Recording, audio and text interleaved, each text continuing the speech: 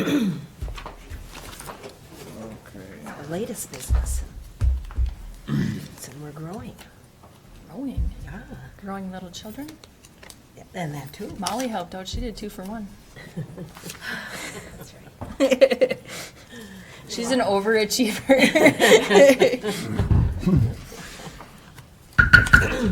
Good morning and welcome to the Cook County Board of Commissioners regular meeting on September 13th, 2016. We will start with the Pledge of Allegiance.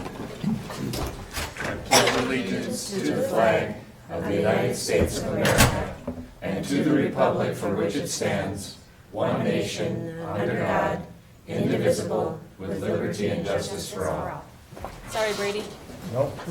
We all were standing at attention waiting for you. All right, any adjustments to the agenda? Madam Chair, Yep. under Commissioner concerns, I would just like to make a couple comments about the transportation sales tax we'll be considering next week. Okay, anything else? Can I get a motion to approve? Commissioner Motion to Gamble? approve Support. agenda as purported, as presented. Commissioner Purported. Storley, seconded. Any further discussion? Any opposition? All in favor? Aye. Passes. Public comment. Public comment is an opportunity for the public to speak to the county board. As usual, we have a line. All right, consent agenda. Would anyone like to pull any items from the consent agenda? Madam Chair, I'd request to pull item D, Okay, just for more explanation. all righty. With that, Commissioner Gamble? Motion to approve the consent agenda as amended. Support. Commissioner Storley, any further discussion? Any opposition? All in favor? Aye. Brady, D. And D, just didn't have the documents when we put this in last week, but I have them now just to describe what you're approving. This, I think it's fairly standard for these federal grants, but what we need is the approval of the grant agreement for the arrival departure building and authorizing the board chair. I'm going to say the board chair and the county auditor to sign agreements, even though there's only one signature on the stuff that I see now, but in case something else comes up. These are all for one signature, but there's several, other than the grant agreement, there's certificates. One to generally comply with federal standards, to comply with closeout requirements, construction records, certificate for selection of consultants, architects, engineers, a conflict of interest certificate, and drug-free workplace certificate, and so forth. So just that all those agreements are included. Okay. Does anybody have any questions? Madam Chair, a motion to accept airport grant agreement for the AD building. I will second that. I beat you by a second. Any further discussion? Any opposition? All in favor? Aye. Aye. Motion passes. Commissioner Gamble? Thank you, Madam Chair. Just a question going through claims here. Brady, if you could let me know on this invoice preparation of Cook County's 2015 Central Services Cost Allocation Plan. Yeah, that's the federal programs in human services Okay. that we manage and operate. We get refunds back from the federal government. Human Services does, Auditor's Office, and for all departments for the work that we do. This outfit prepares this very detailed plan that allows the federal government to give us these reimbursements. We get about a little over $50,000 in the general fund, and they get a like amount in Human Services. And Madam Chair, Brady, so the payment that we pay to them it's not reimbursable, but it enables us to be able to.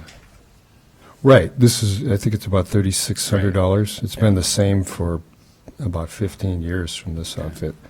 And I think they do most of the counties in the state right now. They're very good. They're very efficient. Thank you. Yeah, thank you. Okay. There's a little, if anyone's following along in the agenda, we did make a slight change. We have Kathy Sullivan, who is a resident in my district. So, a little favoritism, but Rowan agreed to be second. So, Kathy, if you wouldn't mind coming forward. Good morning. Morning. Morning.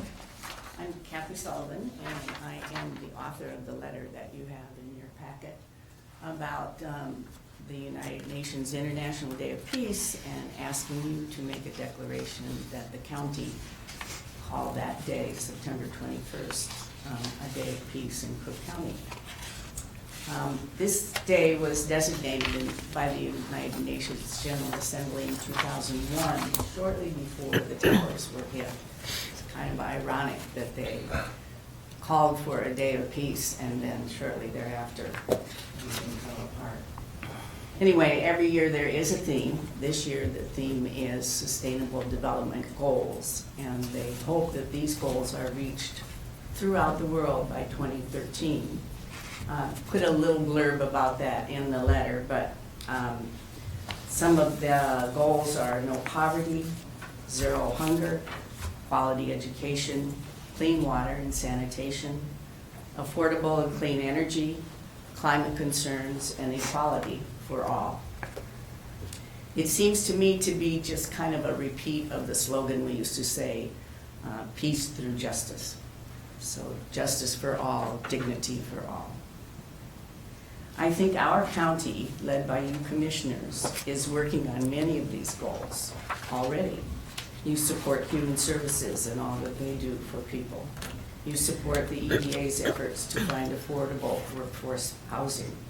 You support efforts for the improvement of the environment with your efforts on better septic systems. You support county extension and its efforts to make fresh foods available through Farmers Market and the backpack program. So I encourage you to keep working towards these goals that the UN has set up, and to set aside September 21st as a special day of peace throughout Cook County. I also invite you to come to the rec park on that day, Wednesday, September 21st at 7 p.m. for a time of gathering and solidarity for peace. Thank you for your consideration. I have a list of the goals. I don't know if you guys want this or for this to jump. Okay, we'll start with discussion. Commissioner Storley. Thank you, Madam Chair.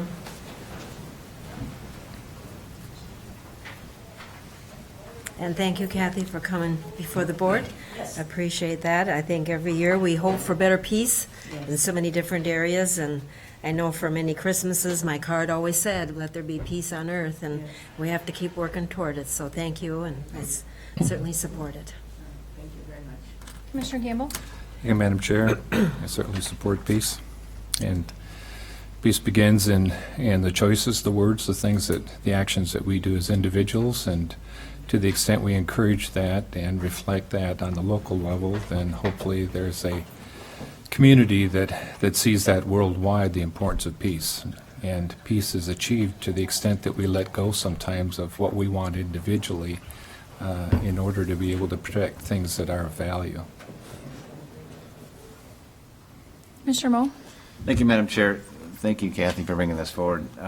Just a couple of quick comments. I know I share the goals of the resolution, and the challenge often is for us in public service who might have different ideas on how to achieve those goals to do so in a peaceful and agreeable way. And I know that's a challenge that we have, that I have personally, and so I'm working on it. But as my grandmother always said, I have patience. God isn't through with me yet. Thank you. Okay, can I get a motion? Commissioner Moe. Madam Chair, I move to designate the 21st of September as the International Day of Peace in Cook County. I'll second that. Any further discussion? Any opposition? All in favor? Aye. Motion passes. Thank you, Kathy. Rowan.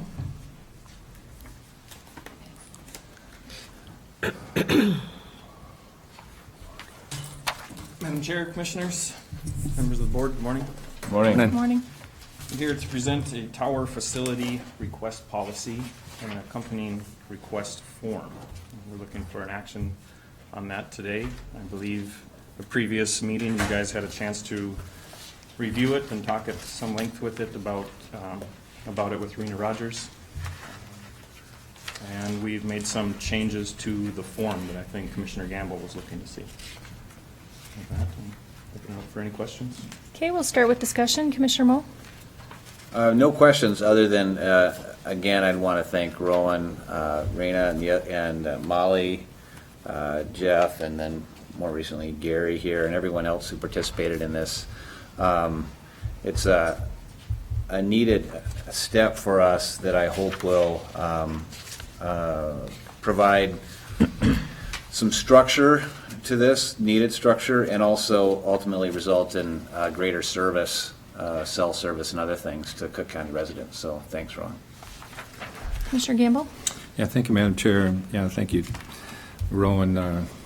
We appreciate your input and participation on things, not just from the standpoint of looking at it from a structural, but just you come from the field and have great awareness of what it takes to be able to make these things happen. And I appreciate the fact, as Commissioner Moe has expressed, that we are ahead of the game on this when given an opportunity, that we can make sure that we put a structure in place that is protecting our best interests and is uniform in its application. So thank you.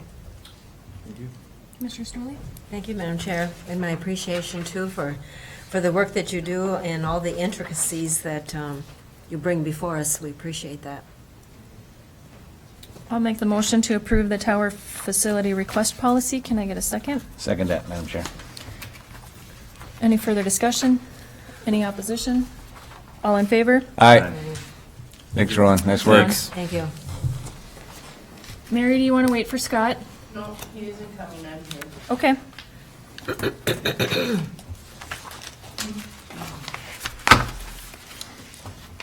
So in place of Scott Harrison on the agenda, we have Mary Somnus from the EDA. She's the EDA director. Go ahead, Mary. Thank you.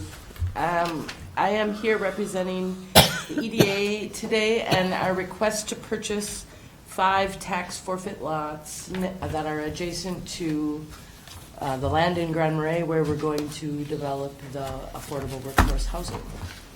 And I don't know if you've been provided with the location or the description. I know Scott has been working with Brady on this. Maybe, Brady, do you have something to share?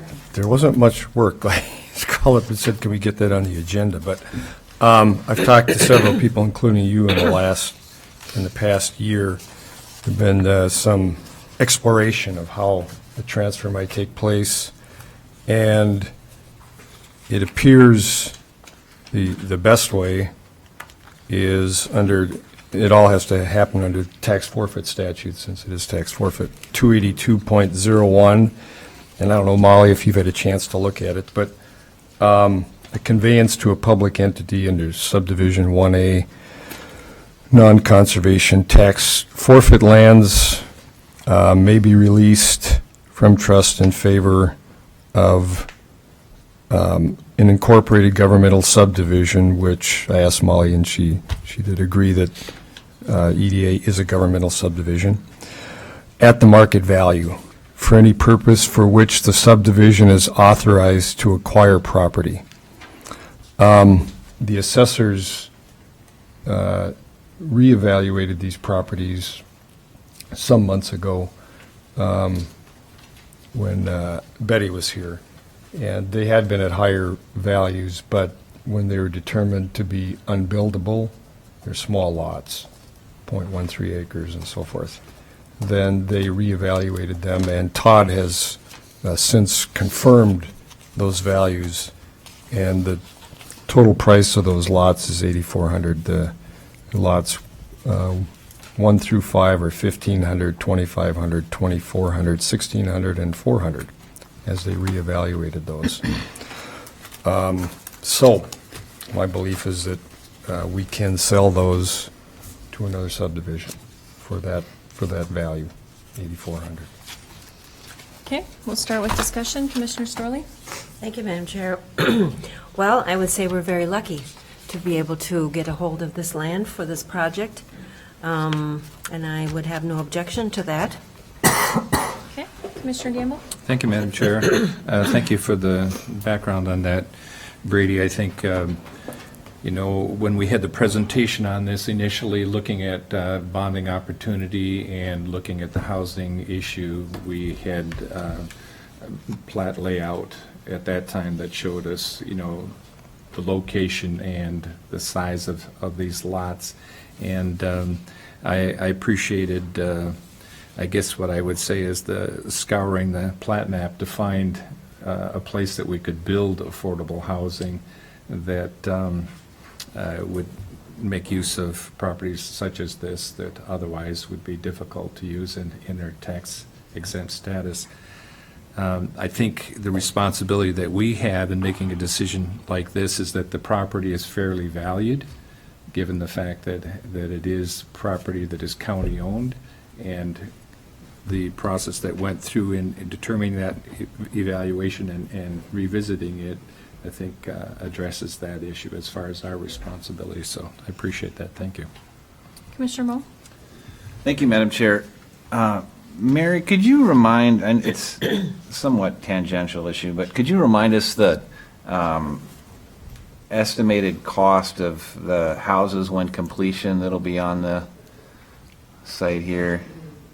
Yeah, the houses will be sold at,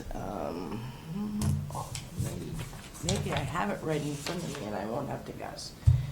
Yeah, the two-bedroom homes will be sold for $140,000, and the three-bedroom at $215,000. Okay. Thank you. I know 100. And these are, I'm sorry. That's okay. Commissioner, these are working budgets, so the numbers might wiggle Might a little move. before the project is done. But Right. at today's, with all the information that One Roof has in hand today, that's the budget. Thank you. The numbers are, I think, more reasonable than when I first heard them. I was originally hearing numbers between $200,000 and $300,000 for home prices, and maybe those were the costs going For the in. cost. Yeah. I still have concerns about it, and I know it's moving in the right direction. However, speaking to a constituent last week, a family who is both working service jobs here in the county, are considering buying a property down in Silver Bay because of there's nothing affordable. And in discussions with them, even though the $140,000 for a two-bedroom house is more affordable and more affordable than a lot that we're going to find listed, they still wouldn't be able to afford that, given, with the basic service jobs that they're working here. And I would encourage you to keep moving in that direction, but I don't think we're there yet. Right? Yeah. I Thank don't you. disagree. Yeah, and I think there's still some confusion on what type of housing we're doing. We're not doing low-income housing, and it keeps getting called affordable and workforce, and there's some confusion, but in all of the studies that we did, we're missing housing in the 150 to 200. So the lower housing is full, the higher housing probably isn't full, it's a lot of second homeowners. But once we open up that gap and start building houses in that opens up the lower level housing to allow people to be in there. And it allows people that are above, people that have bought a $250,000, $300,000 house that they can't afford, they can sell that and step down to where it's more comfortable for them. And then once we get those filled, then we can put more attention on the lower, the big need for the lower. But right now, we've got to fit that middle gap. But we're not done yet. We're going to work on it. Yeah, thank you, Madam Chair, for that explanation, and I know that's the theory. It's tough. It was not an easy choice. Sure. Those that are most in need of housing, I think, at least those that I talk to in the district I represent, still can't attain the houses that are being proposed. Yeah. Commissioner Gamble? Thank you, Madam Chair.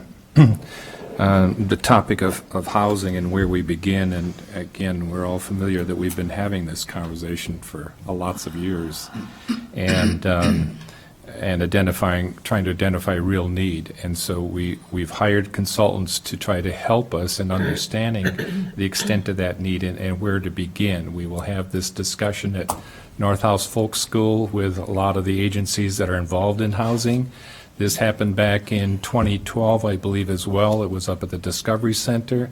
I took my notes on that the other day in registering for the one for North House and just looked at it, and it doesn't seem like we've come very far from our discussion at that point. And I guess the important thing in this whole thing is not being weary in well-doing with what our intention is. But to Commissioner Mo's point is, where do we begin? And I had a discussion with a constituent over the weekend, and they are in a home, but they are recognizing just the cost to maintain that home and what is happening to our homes when they go on the market, because so many of our homes are going to people that are seasonal residents and not people that live here. And that demand is pushing price up. So our price point is changing on the value of our homes, which impacts residents, such as Commissioner Mo references. We need to begin somewhere. We've asked for patience, and as I said, we've been talking about this for a long time, so patience begins to wear thin when people's real lives are impacted here and they have to make choices that move them out. But it's nice to see something substantive, given all the discussion. And the other thing I would say is that the build-out price on this, that was mitigated to try to reduce that cost down to the purchaser under this one roof agreement in order to address, that financial component as to where people can get in on this. But That's right. And I would remind the board also that when the homes are purchased, there will be covenants in place that when sold, they stay in this price range and remain affordable for workforce housing and don't become seasonal rec. We don't lose them out of the pool. And the other good thing is the equity that the homeowners put into it, they'll get that equity back, but the home will still stay in the affordable range, which is just amazing. Chair. Go ahead, I just have a Commissioner comment. In the West End, we do have affordable housing. We had a little project that you could buy a home for $130,000, and they're sitting empty. So where do you go with that? We try. interesting. Mink Ranch. Maybe- Yeah, we try. Maybe it's the wrong direction, or maybe it's, I don't know what, but I see Mary's got the look on her face, so there's going to be a conversation that Mary and I are going to have and see what we We'll be can do. talking about the Mink Ranch real soon. Yes. yeah. I'm guessing at 3:00 today we'll be having a Oh, okay. conversation. Well, All right, can I get a motion? Commissioner Gamble? Yeah, motion to approve the sale of the 5 county-owned tax forfeited lots for the cash at the total assessed value of $8,400. Second. Brady, you had something? Well, maybe let Molly go Oh. first. Molly? Might be the same thing. Right. I would just recommend that the board add to its motion, condition your approval upon full compliance with Minnesota statute, specifically 28201.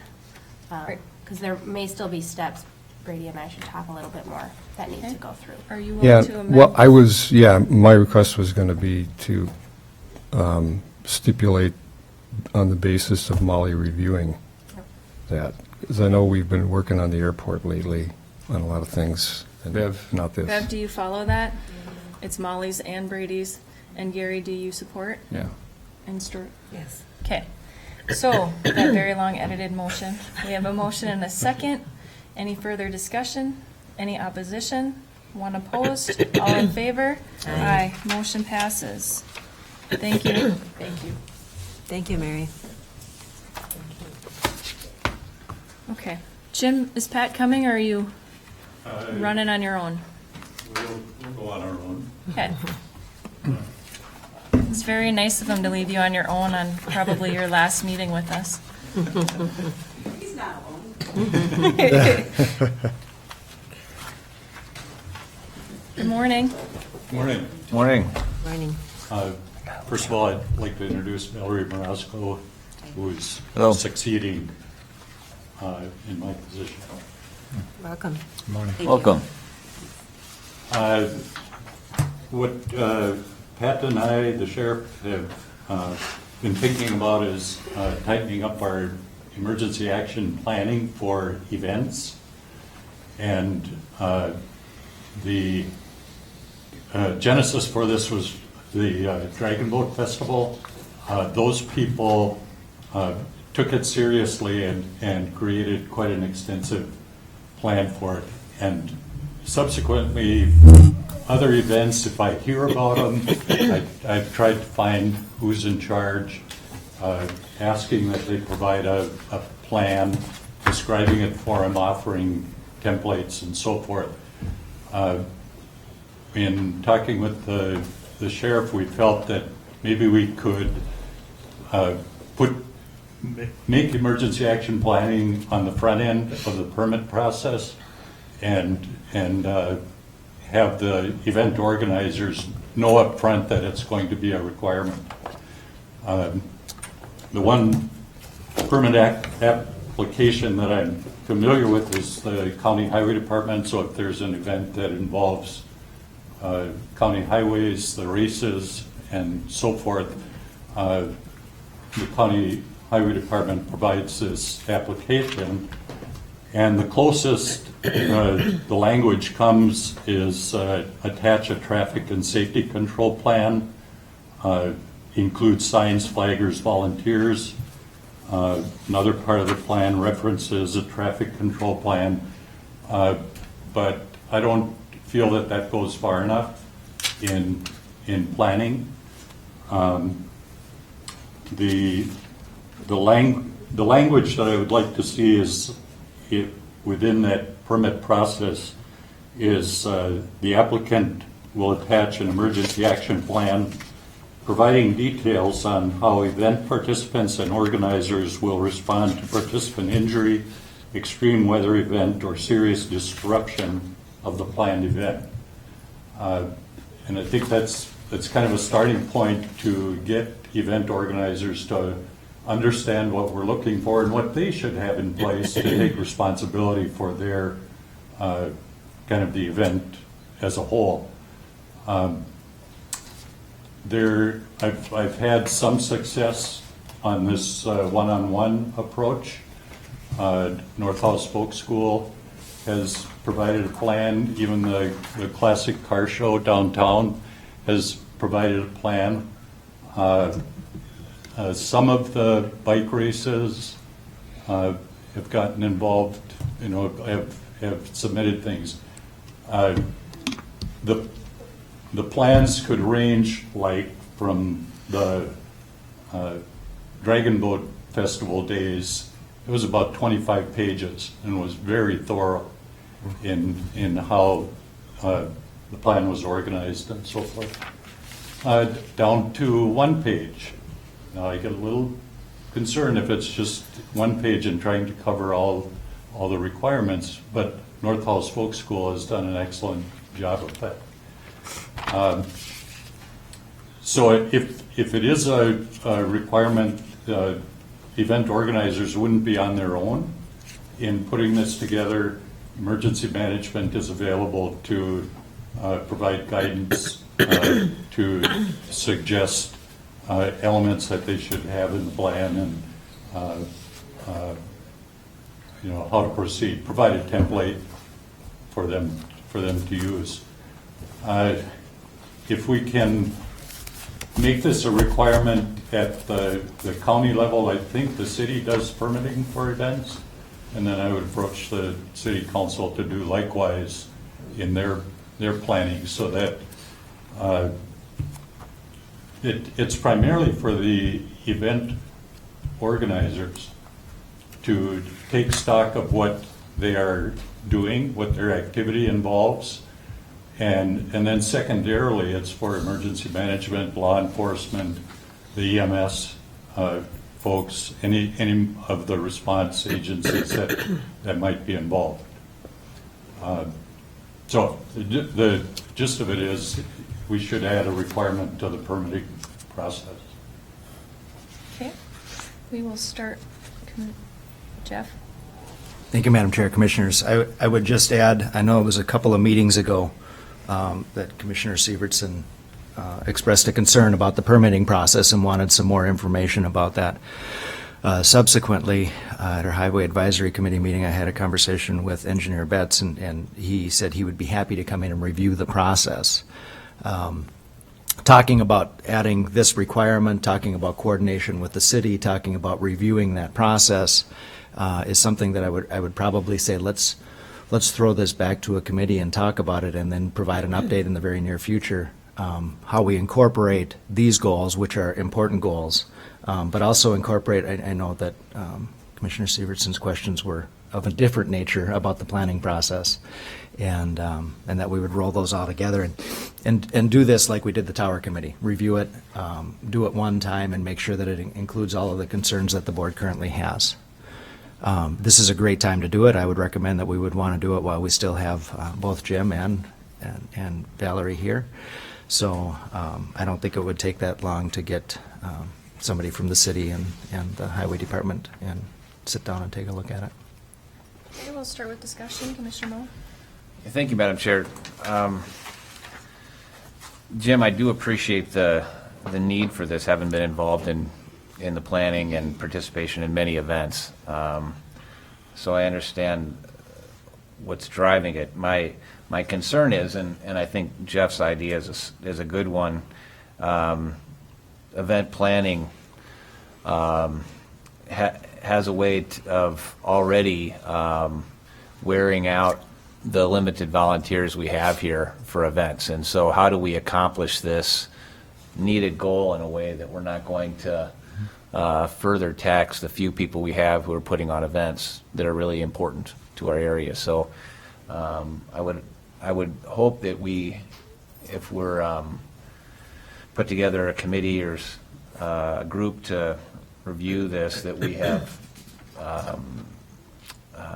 those that are putting on some of the key events in our county, providing input as to,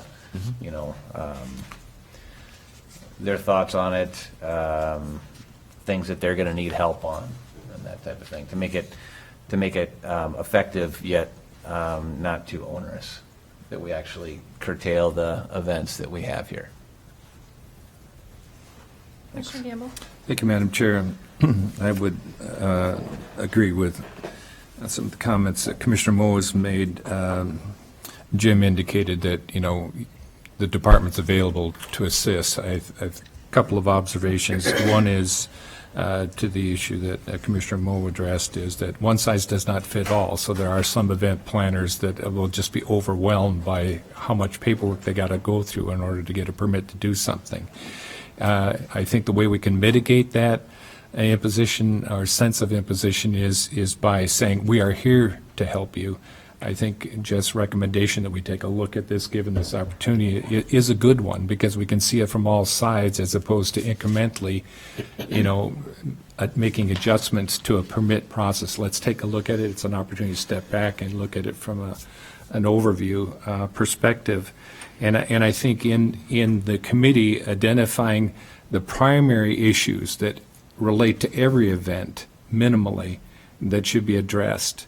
And I know that some of the issues that I've had discussion with constituents on, and similar to Commissioner Sievertson, are just, are we looking at alternative traffic patterns and different things like that don't have such a direct impact on some people when all these events tend to tie up, their space, so to speak. So this would give us an opportunity to have that discussion and to look at it, and I think that's a very healthy thing. So my two things are, if we're gonna make it appear to be more complicated or entailed in doing this, that we don't want to discourage people, but the willingness to come alongside and help in that regard is a big way of making that possible. We don't want to abdicate our responsibility in the fact of let's just do this and think that there wouldn't be an issue, and then we run into something because we weren't proactive. So I certainly support it. Commissioner Storley? Thank you, Madam Chair. Yes, I agree that some folks who are involved in the events would be good to have on this committee, especially in the West End where we have the 99er and we closed down Highway 61 for a period of time. I've had questions about that, although it seems to go pretty fast, but when you're sitting in a car, it doesn't, and they're on a bike. So I'd recommend, yes, you have a few people involved who have been chairing some of the events. Can I get a motion? Commissioner Gamble? I'd make a motion that, that we, on the recommendation from our county administrator, that we would form a committee to expedite this process and to include the application for a detour event permit on county highway right-of-way with what's been addressed here in the presentation from our emergency manager director. But I think that what I'm saying is to accept the recommendation coming from emergency management, but to put it in the context of our county administrator's recommendation that we formulate a committee to look at this in a broader sense. Okay, can I get a second? Second. Commissioner Moe, you look like you want to speak. Oh, just clarification then. I'm supportive, I just want to understand. So are we forming just, it's a temporary committee that the county is establishing just for the purpose of creating an emergency action plan? Event, Event plan. Permit. Plan or something. yeah, Okay. take a look at our event permitting process. Okay, great, thanks. Any further discussion? Any opposition? All in favor? Aye. Don't run yet. We're going to jump ahead on the schedule and pull up 9B, County Emergency Manager action. Jeff? Thank you, Madam Chair, Commissioners. I want to make sure that I do this right. Valerie, how do you pronounce your last name? Morosco. Morosco. Okay, there. Now we've all heard it from Valerie's mouth.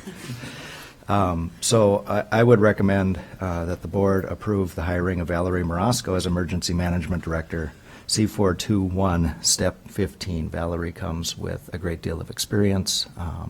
She gives us an opportunity to address, to improve upon the foundation that Jim has laid down in that position and give us some opportunity to really take our emergency management forward from being reactive into being as progressive as we possibly can. And Jim's done a great job with that. And you all can speak to that better than I can because you've been here longer with him. But I know that the review committee really respected the experience that Valerie brings to this position. So that's the action that I'm requesting to take. Okay, we'll start with discussion. Commissioner Storley? Thank you, Madam Chair. Well, welcome, Valerie. You've worked out your living conditions? Yes. Okay. Are you going to be here full-time, part-time? Through you, Madam Chair, I will be here part-time. Part-time. Okay, thank you. Commissioner Gamble? No comments other than appreciate your rising up for the opportunity and welcome you to the community. Thank you. Commissioner Moe? Thank you, Madam Chair. I haven't reviewed your application or anything, so I'm assuming, though, that by starting at step 15 on our pay scale, that you're extremely qualified. Just a quick question for Jeff, then, in hiring somebody and putting them at step 15 is, as I'm sure she'll progress and do very well, how do we compensate somebody when they're so high on our pay scale already? Yeah, thank you, Commissioner Moe, for that question. And if you read the offer letter that we have made to Valerie that she's accepted, we've had conversations about whether this position is a position within law enforcement or whether this position deserves to be set aside itself as a department head position. And what we've said is that we want to take the opportunity to review this position as to whether it's classified correctly. So we want to look at our needs as a county. We want to look at Valerie's experience that she's bringing, her work experience and professional experience she's bringing to this, and review this position.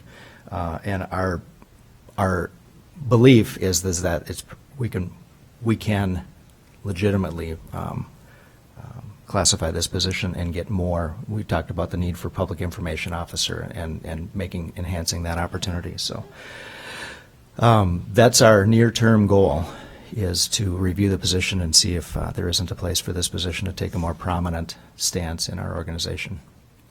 So that's how we do that, and that's what we said we would do for Valerie, is take a look at that. Commissioner Gamble? Thank you, Madam Chair. To that point, noting that comment in the letter that accompanied the request before the board, given the fact that we're looking at our class comp, that's a context where these kinds of issues need to be put in that broader context for assessment. So I think it's important for us to understand that while we look at both position and individual and qualifications and experience moving into that position, it's not a knee-jerk reaction to a specific in that regard. It is in the context of our broader evaluation of our classifications and our staff. Correct, Commissioner Gamble. We don't know what the outcome of the classification results are going to be relative to this position. So we're waiting to hear what those are, and at the same time, we also know in the back of our minds the conversations we've had around event planning and emergency management planning and public information, that we have unmet needs in this county, and she brings skills related to that. So while there were no promises made, the promise is that we were going to evaluate it. Commissioner Moe? Thank you, Madam Chair. And yeah, just for clarification then, Jeff, the drive to evaluate that the emergency management director role is not going to be driven by the stellar performance of our new hiree, but instead by the potential need for evaluating that position in the county. Correct, Commissioner. The identified needs have come up over the year that I've been here, and things that we wanted to add to that position. And so we have two things coming together, an unmet need and an opportunity in Valerie as the incumbent for that position. Yeah, one of the things we addressed during our FEMA training was we don't have a PIO.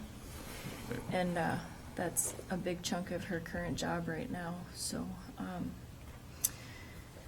I would make the motion to approve the hiring of Valerie Morosco, Emergency Management Director, C42-1, Step 15, based on my many years of working with Valerie at different conferences and knowing her background and being in Thunder Bay at meetings and knowing this is a huge opportunity for Cook County. Can I get a second? Support. Mr. Gamble, you had further discussion? Yeah, I'm just going to say that to Commissioner Moe's point and my point as well, is how we get where we're going to go. And I think that in our discussions as a board relative to our needs in various subcommittees and things, we're mindful of these needs, and when the opportunity creates itself with a person that's qualified, we get there the right way. That's why I reference it's not a knee-jerk reaction thing. It's an opportunity that we now go back and assess it in that broader context. So that's a healthy process, and we're fortunate to have an individual that allows us to be able to look at that from that perspective. I agree.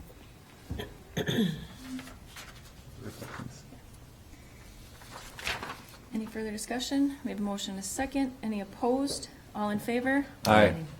Welcome aboard. Welcome, Valerie. Thank you. Jim, thank you, just in case you're not here, but I'll thank you every time you're here.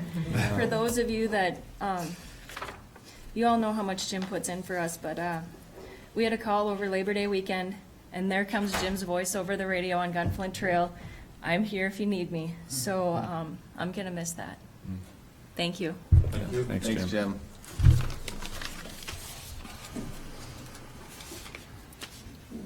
And we have David next, he's not here. Yeah. Okay, there's a few items under correspondence. One of them is actually an action item, so I'd like to jump to those while we wait for Dave to get here. The first one is the Arrowhead Library Board letter.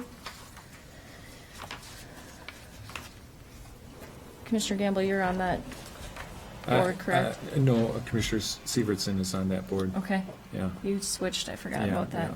Okay, When she became a commissioner, we were both on that board, and she had longer tenure than I did, so so you gave it to her. Mm-hmm. All right, Commissioner Mo, you want to start with that one? Yeah, Madam Chair, I just reading that, I was a little unclear based on the letter. It referenced one member of that board, and then it referenced our appointed member, and I think, was that a typo, or I was just, I'm trying to pull that up now here, I wasn't prepared. Hold on. Current term of Patrick Lehman, who represents Cook County on the library board, will expire December 31st. Send me at your earliest convenience, but no later than November 15th, the name of your appointee for January 1. And Ms. Dettelman is eligible for another full 3-year term. So Patrick Lehman does not represent us. He's the St. Louis County representative. But so I think the point of this letter is that do we want to reappoint Audrey Stadelman as our representative? And I would make that motion. Okay. I support that. And we kind of jumped around with no discussion, Commissioner Storley. That's, You're okay with it? Okay. Yes. So we have a motion and a second. No further discussion. Any opposed? All in favor? Aye. Motion passes. And there's a letter from the Tennis Association, a thank you. There's a notice of meeting September 15th. That is 9:30 a.m. in St. Paul. There's the Housing Community Dialogue, September 19th. That's at North House Folk School, 10 to 3. And there's a letter from County Attorney to Mr. Fitzpatrick for information and a couple other information items. So it's not often we have action items in correspondence, so I didn't want to miss that. And then we can go to employee commissioner concerns. Any? Commissioner Moll? Thank you, Madam Chair. I received an email from our administrator stating that we have a resolution that will come before the board next board meeting, correct, for the half-cent sales tax? In one of the next 2 meetings pending our conversation today, yes. Okay. And I just would like to make, at the risk of being repetitive here, I would, reading through the list that we have been presented for the resolution, I don't think anybody, especially those living on County Road 7 or County Road 17 and the district I represent, would question the need for more resources for our roads. However, we did have a public meeting, and many of us have heard from our constituents that if we're going to raise our half-cent sales tax, raise our sales tax a half-cent for roads, that it should in fact go for roads and not for highway garage. The way that the resolution is now worded, it says transportation facilities, which would still allow for that highway garage to be constructed with these funds. The proposal, as I understand it, is to build that site, build that garage on Devil's Track. And I think there's a few problems here. Having a highway facility that's a half hour from the county courthouse is going to be a continual liability, an operating expense liability for us. Not only would we be spending at least half of these available resources for a highway garage, we would be putting a large tax burden upon the county for years and years to come, tax dollars that won't be available for human services, for law enforcement, and for other essential services, because we'll be supporting a facility that's a half hour away from here. And from MIS services, maintenance services. So I would ask those who are listening to communicate their concern about this with my fellow board members, asking that highway facilities not be on the list of permitted expenditures for this half-cent sales tax. And if it is on that list, that they not support it. Thank you. Commissioner Gamble? Thank you, Madam Chair. It's noted on our agenda that the county administrator is going to give us, an update relative to that and let us know our options as a board, and this is basically another step moving forward in this process of whether or not we want to affirm a 0.5%. And I guess my question would be, with Commissioner Storley being on the Highway Committee, that the initial discussion that we had as a board, and then we had a public hearing, which we took comment on, and then we as commissioners have had opportunity to listen to constituents relative to this. But in seeing the list that came before us, that list that was presented initially, has there been any culling on that list, or is the list represented as it was presented initially? Coming out of the Highway Committee, what was the nature of the discussion as addressing how do we pare down or prioritize this list? We had discussion, Commissioner Gamble, we had discussion on the whole list in general. There was no paring down of anything. There wasn't any, well, this road needs to be first and that bridge second. There wasn't nothing like that. But it still stands as discussed in the beginning, that they, facilities should be included. Now, I feel that there's one thing that really does have to be looked at, and that's the salt sand storage. But we have another 4 years at the minimum to look at a place for that to be stored. However, I guess I agree with Commissioner Moe. What I've been hearing in my end of the county is that facilities are secondary to the roads. The capital improvement could come under eventually repairing or building or doing something for facilities.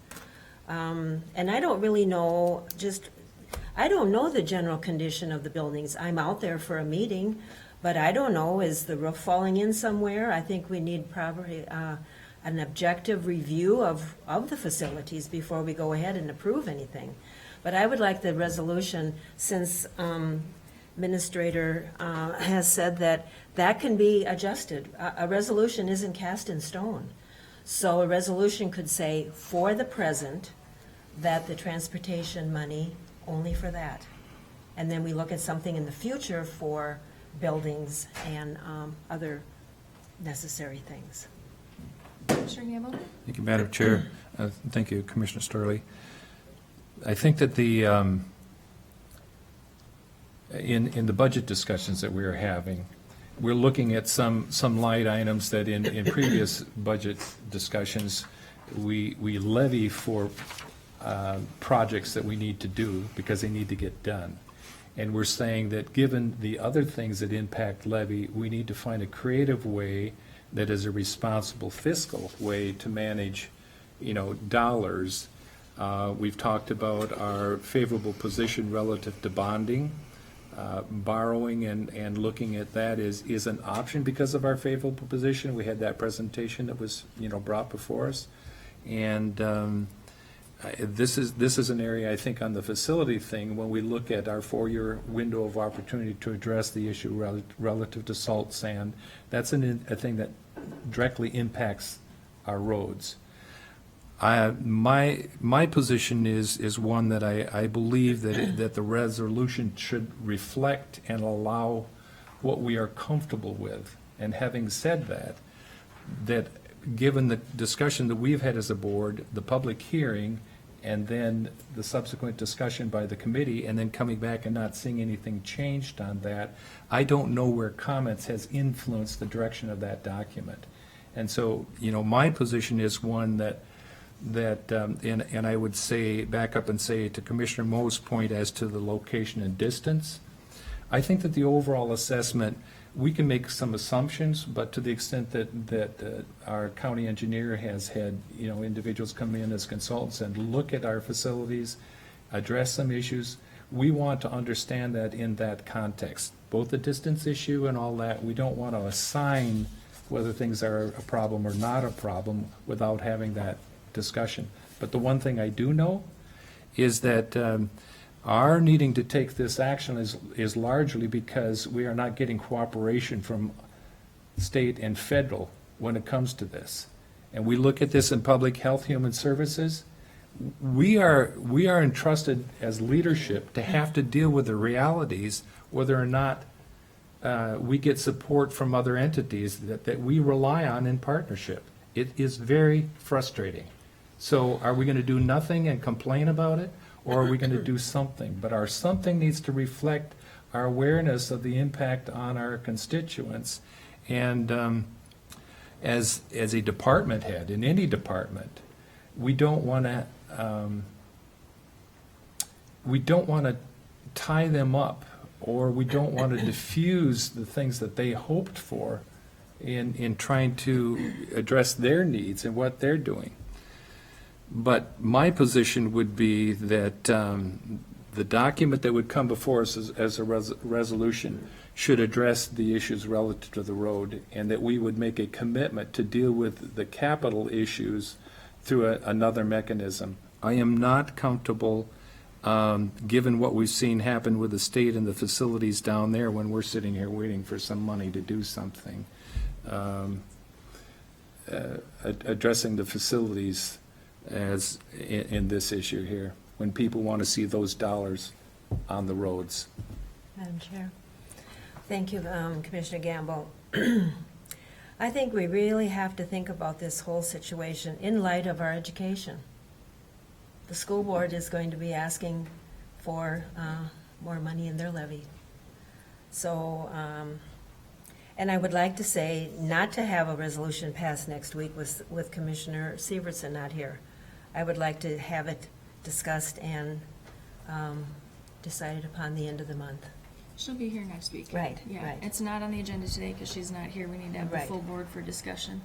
And we may not pass it next week, and it may go to the end of the month. It sounds like we have more discussion amongst ourselves. Commissioner Gamble? Yeah, and it would be, I would like to recommend that, we have a presentation come, there's been a lot of work that's been put into this, there's been a lot of agonizing, because we've all tried to say, what do we do to deal with our roads? And for the 4 years that we've been commissioners dealing with budget and the highway department, it's been very, very frustrating.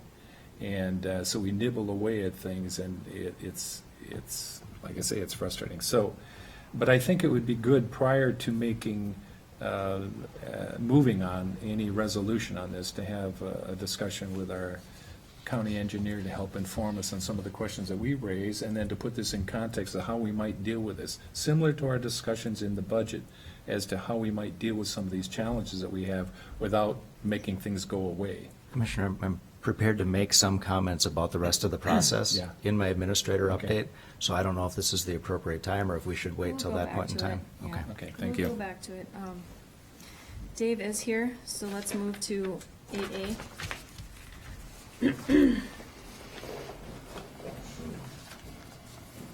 Madam Chair, just a follow-up comment, please. I have my hand up. Thank you. I think that it seems to me that we are perhaps unanimous, but very, very close to being so in support of a half-cent sales tax, provided that it not go for facilities, and it be clearly stated that way in the beginning.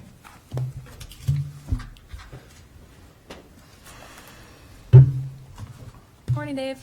Morning. Morning. I just have one item for the board this morning. It's final payment and acceptance of the SP 167013 intersection lighting improvements. This is the two lights that we put up on the intersection of CSAH 12 and CSAH 8. On there, the original bid amount was $38,117.10. The final cost was $32,664.60. That's a little more than $5,400 underrun. Most of that was because we took over the erosion control and turf establishment for the project on that. So the bids, if the board remembers, were pretty high for those two items. On that, talking with the contractor, they were unsure as to what that entailed. So rather than rebid, we just said we'll take over it. It cost us a couple hours worth of our time. So this project was funded 90% with federal highway safety improvement dollars and 10% with CSAH state aid funds. So we recommend that the board accept the project and authorize final payment in the amount of $32,118.54. Start with discussion. Commissioner Moe? I have no questions other than comment just to thank Dave and the Highway Department for being able to do the part of the work that could be done internally, saving us the money. Thank you. Commissioner Gamble? Agree, no comment. Raise support. Commissioner Storley? No comment, and I'll make a motion that the county board accept the project and authorize the final payment in the amount of $3,218.54 to Parsons Electric. Support. Sure, Gamble seconded that. Any further discussion? Any opposition? All in favor? Aye. Thank you. Thank you. At this time, we're going to take a 15-minute break. Be back at 9:45.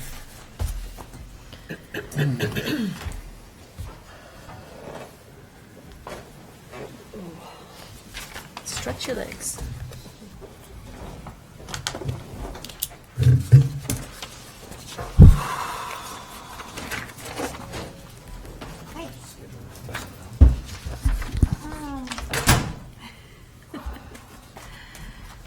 I might even get these done prematurely. Oh. Wonders never cease.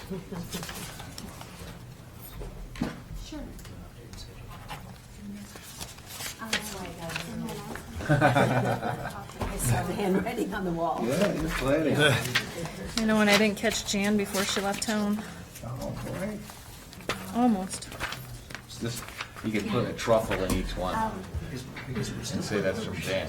You know what happens when you do that? Then everyone else goes, "How come I didn't get it?" It's funny because last weekend, I get a call from dispatch. Dispatch says, Dr. Stover and Dr. Delps want to talk to you. Can you call the hospital? Okay, it's like a Sunday. I was thinking, is there some, is there a dead body or what's going on? And the question was, has the coroner contract, or has the medical examiner contract been approved?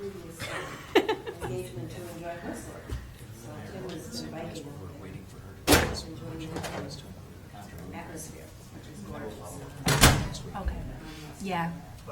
I'm sure she's busy, yeah.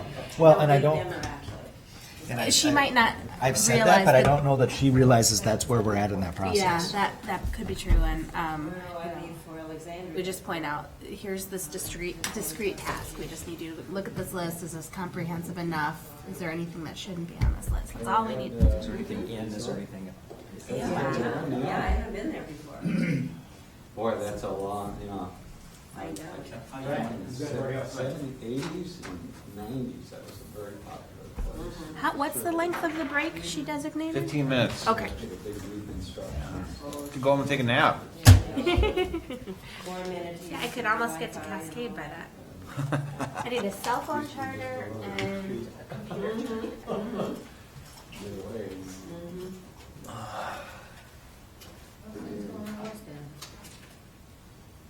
Quiet right now, I'm just getting school underway, and I think they have 28. So Jenny, when was the senior center added to the agenda here? Where's that? Huh? No, I'm just kidding.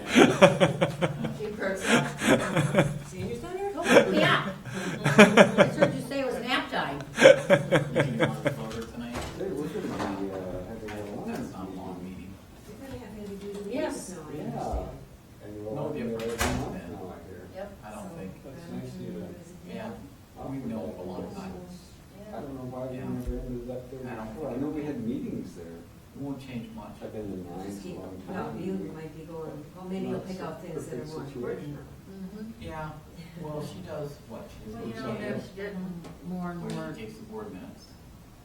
Larger groups, it needs space. And then, He'll still do that, No though. space. well, she'll still do, I'm sure that's on. Yeah, that was a because big she's covered that discussion, more. wasn't Why was being built? And lately, she's on city council for a couple meetings. It's No a one else tough can one. report. Some people call it too Even though frivolous. she's covered Yeah, 24 you know, quite kind anything of up. never happened. And So, of course, the training center, whatever I radio, she's been doing radio. She's been out there. We actually had our last line Oh, yeah. in. Maybe there's some roving reporter. Well, they had a special meeting in We're dinner. looking so for we- a hand salesman. Oh, yes. Well, that would be, Spouses it's really nice, or yeah, whatever. because I'm trying to You do know, that too. it worked out well. That's why I'm always a little late A for few these little meetings. trestles. Being early, I'm going to add stuff. Make it So it wasn't like Yeah. this big old Yeah, stage. yeah. Yeah, they didn't write this up. You know, but even up, up in the It's top not time, it'll area, happen, but you know, there's No one ties in Dick back, because he's selling roofing. my understanding. No, I talked to Dick, he knows, yeah, he's doing fine. Well, ad sells a hard. Sure. It's not easy, that's why no one wants, we get, it says, ad says in some writing. We get But 50 people that says, well, I wanna write. Well, that's what that We know that. Sure. Even Abby that came in. I mean, not the Abby council on is aging. an English major, and that's what she wanted to do. Very nice, very That nice. is a freestanding structure. But what she wanted was right, she did not want us to last.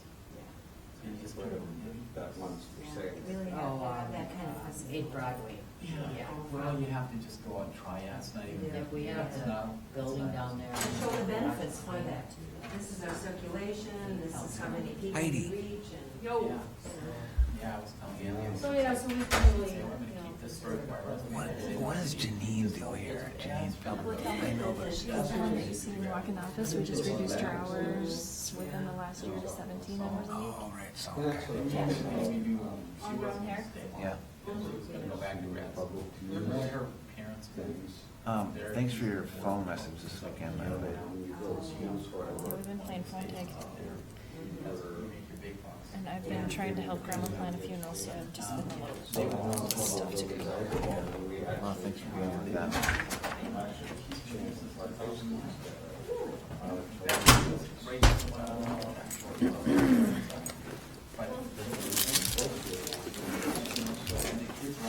Yes, Sunday of Labor Day weekend, we have a call out for a retrieval.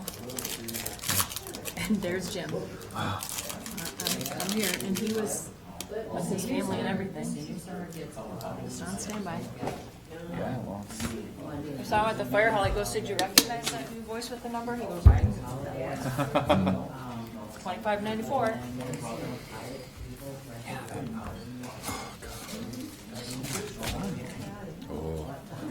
Well, it's gonna be, How are you? this whole budget thing is, I don't know if I had mentioned you, I was in a meeting Joint Powers meeting last week. Yeah, everybody else is, oh my goodness. Our compliance levy's don't add up to what yours is. And it's like, we don't have any place we can go. That's how we perceive things. And I'm saying, are you kidding me? And then we look at the city, and the city's at 5 something, you know. Where's the discipline? They might, how can we have, in this environment, how can our wages increase so that we've got 12.5% of our levy is paying employees more? I'm not saying I don't value employees, but be realistic about it. You ask the other people, can they contribute to their savings? Are they seeing increases in their wages? and when there's a 20% increase in health And they don't know insurance, what to do. I still work out. taxpayer payers that there's no perceived increase in I benefits. was canoeing into the HOH and 29. I understand that. That's what I said. That's what I said in the meeting, because when I was the administrator, I says, we're absorbing an 18% increase in your benefits for your family, which we pay 100%.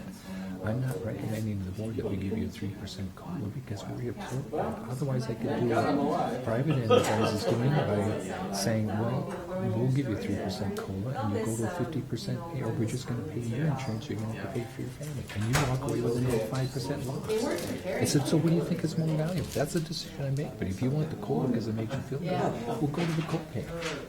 And my point is that when I said that I got yelled at and said, you told me to shut up. It says, does that even sound like me?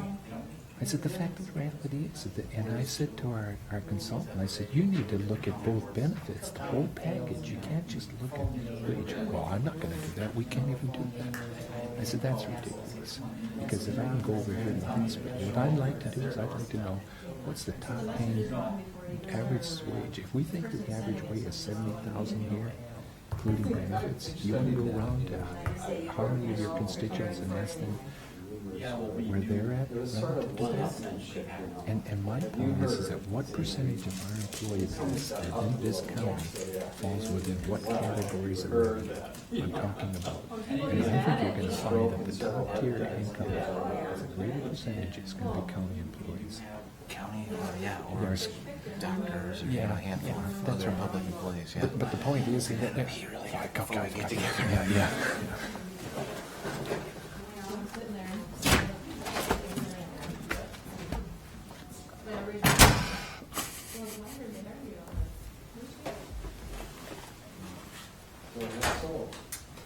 No. I think they sign on the 15th, so maybe we'll keep them. Not done until Good, how are you? Good. How's Wellesley? Well, she's good. She was like, can you come down here this weekend, pick me up and take departures from me?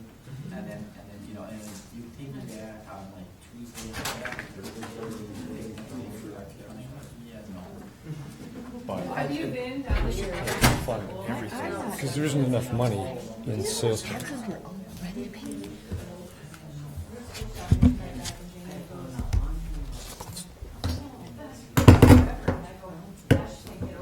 Well, the real question is whether, I'm like, it's a good thing that your two blocks in school, because you're gonna have to fill that gas tank up for all.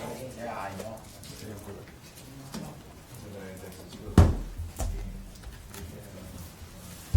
Deb, what did you do? We're okay. She was beating up the board chair because she couldn't follow the minutes. I fell off the hayway to get did you say the board chair or the boy chair? joints or out of. Brady. socket and then tore it. Camera's on. Ow. So I had surgery about a month ago. Wow. I thought we had a hay for the rest of the summer. That's a hard job. It is. What do you eat? Candy? Mm-hmm. There's Starburst in there. You're allowed to do that. That's excellent. There's no forks in here, Brady. We're safe. Yeah. I thought you were, You should take that cake knife out of there, though. what is that? I mean, I think I eat you can't have what? dairy, soy, and gluten. Gluten? So there's no gluten? We'll find out. See me start itching. My stomach starts expanding, and I look like I'm pregnant. Okay. I actually find that entertaining. I take pictures of it, and Jordy's always like, "Why do you do that?" He goes, "You try to instigate an allergy so you can see what happens." I'm glad I'm not sitting next to you. That happens. I don't want to see it. Nothing else happens. Yet. I'm starting to think that maybe I'm not able to process protein. So, no, I think with doctors. What can you eat? Well, you can't live if you can't. Rabbit food. Yeah, you have to eat protein.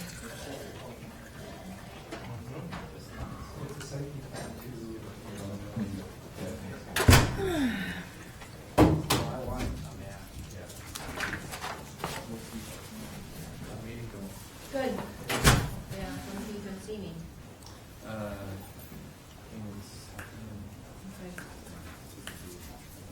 I will, I gotta be out of there by quarter to four. I'll touch. What are the black ones? Yeah. Then I can give you more. It looks like dark chocolate. Oh, candy, you're talking. Everybody has a carrot. For a little bit, but thunder and lightning. Sheets of rain for There's a couple of questions. I was just about to go feed the dogs, and I just like, I'm gonna go swimming. Public health and services, they have several departments. Yeah. We're talking all of you. We don't care. No. To separate that out. No, just Or by highway. Just by department. By, yeah, those are funds. Just the big bucket. Same highway. It's very nice to know if it isn't reflected, I'd like to know how much is that 11.5 translate to dollars? That's in our deal here. Yeah, that's the. Did you enjoy the fair? The concert was good. We got there on the right day because there was a football game, a baseball game, a Gophers football game, so it was less crowded. And the temperature was nice. It was a pleasant day to be there. It was great, the whole state fair time.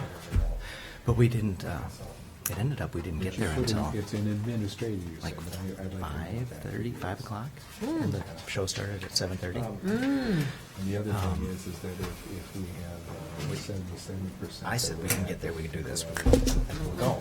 And she gets there, we gotta do this and this and this, and do each other's hair, and then do this, and then we go.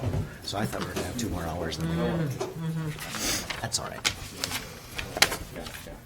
Of course, we skip 2005. Yeah, okay. All right, it's 9:45 and we are back, and we are going to move into the Jeff Cadwell Hour. Thank you, Madam Chair. Item 9A, dealing with our county assessor.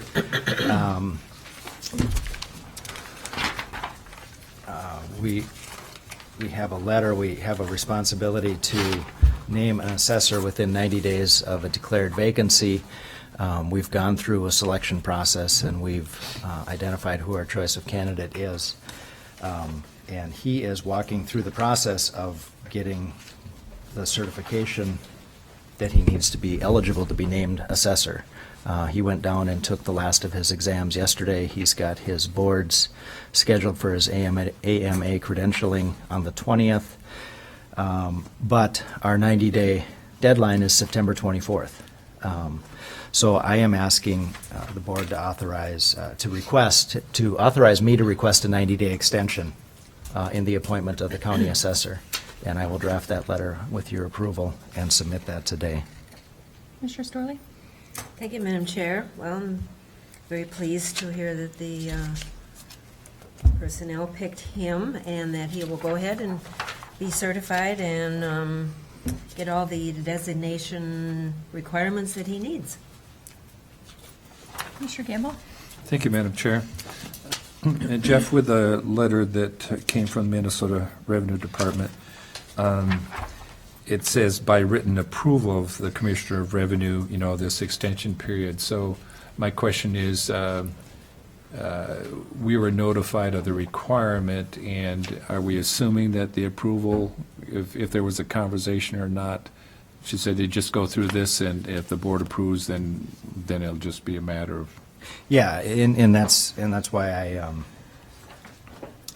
laid out the time frame in the request before the board that said the steps that we've taken and the decisions that we've taken, and the fact that ran us up against this 90 days. Yeah. Having spoken with the people at the Department of Revenue, they are supportive of this request. We just have to actually walk through the process. Okay, and I think that's important for us, just to know as a board, we take this action, and it'll just be a matter of you addressing the letter, and then we'll have that extension. I have the letter addressed with Yeah. basically this information and this timetable in it, and I'll be sending that this afternoon if we approve this action. Thank you.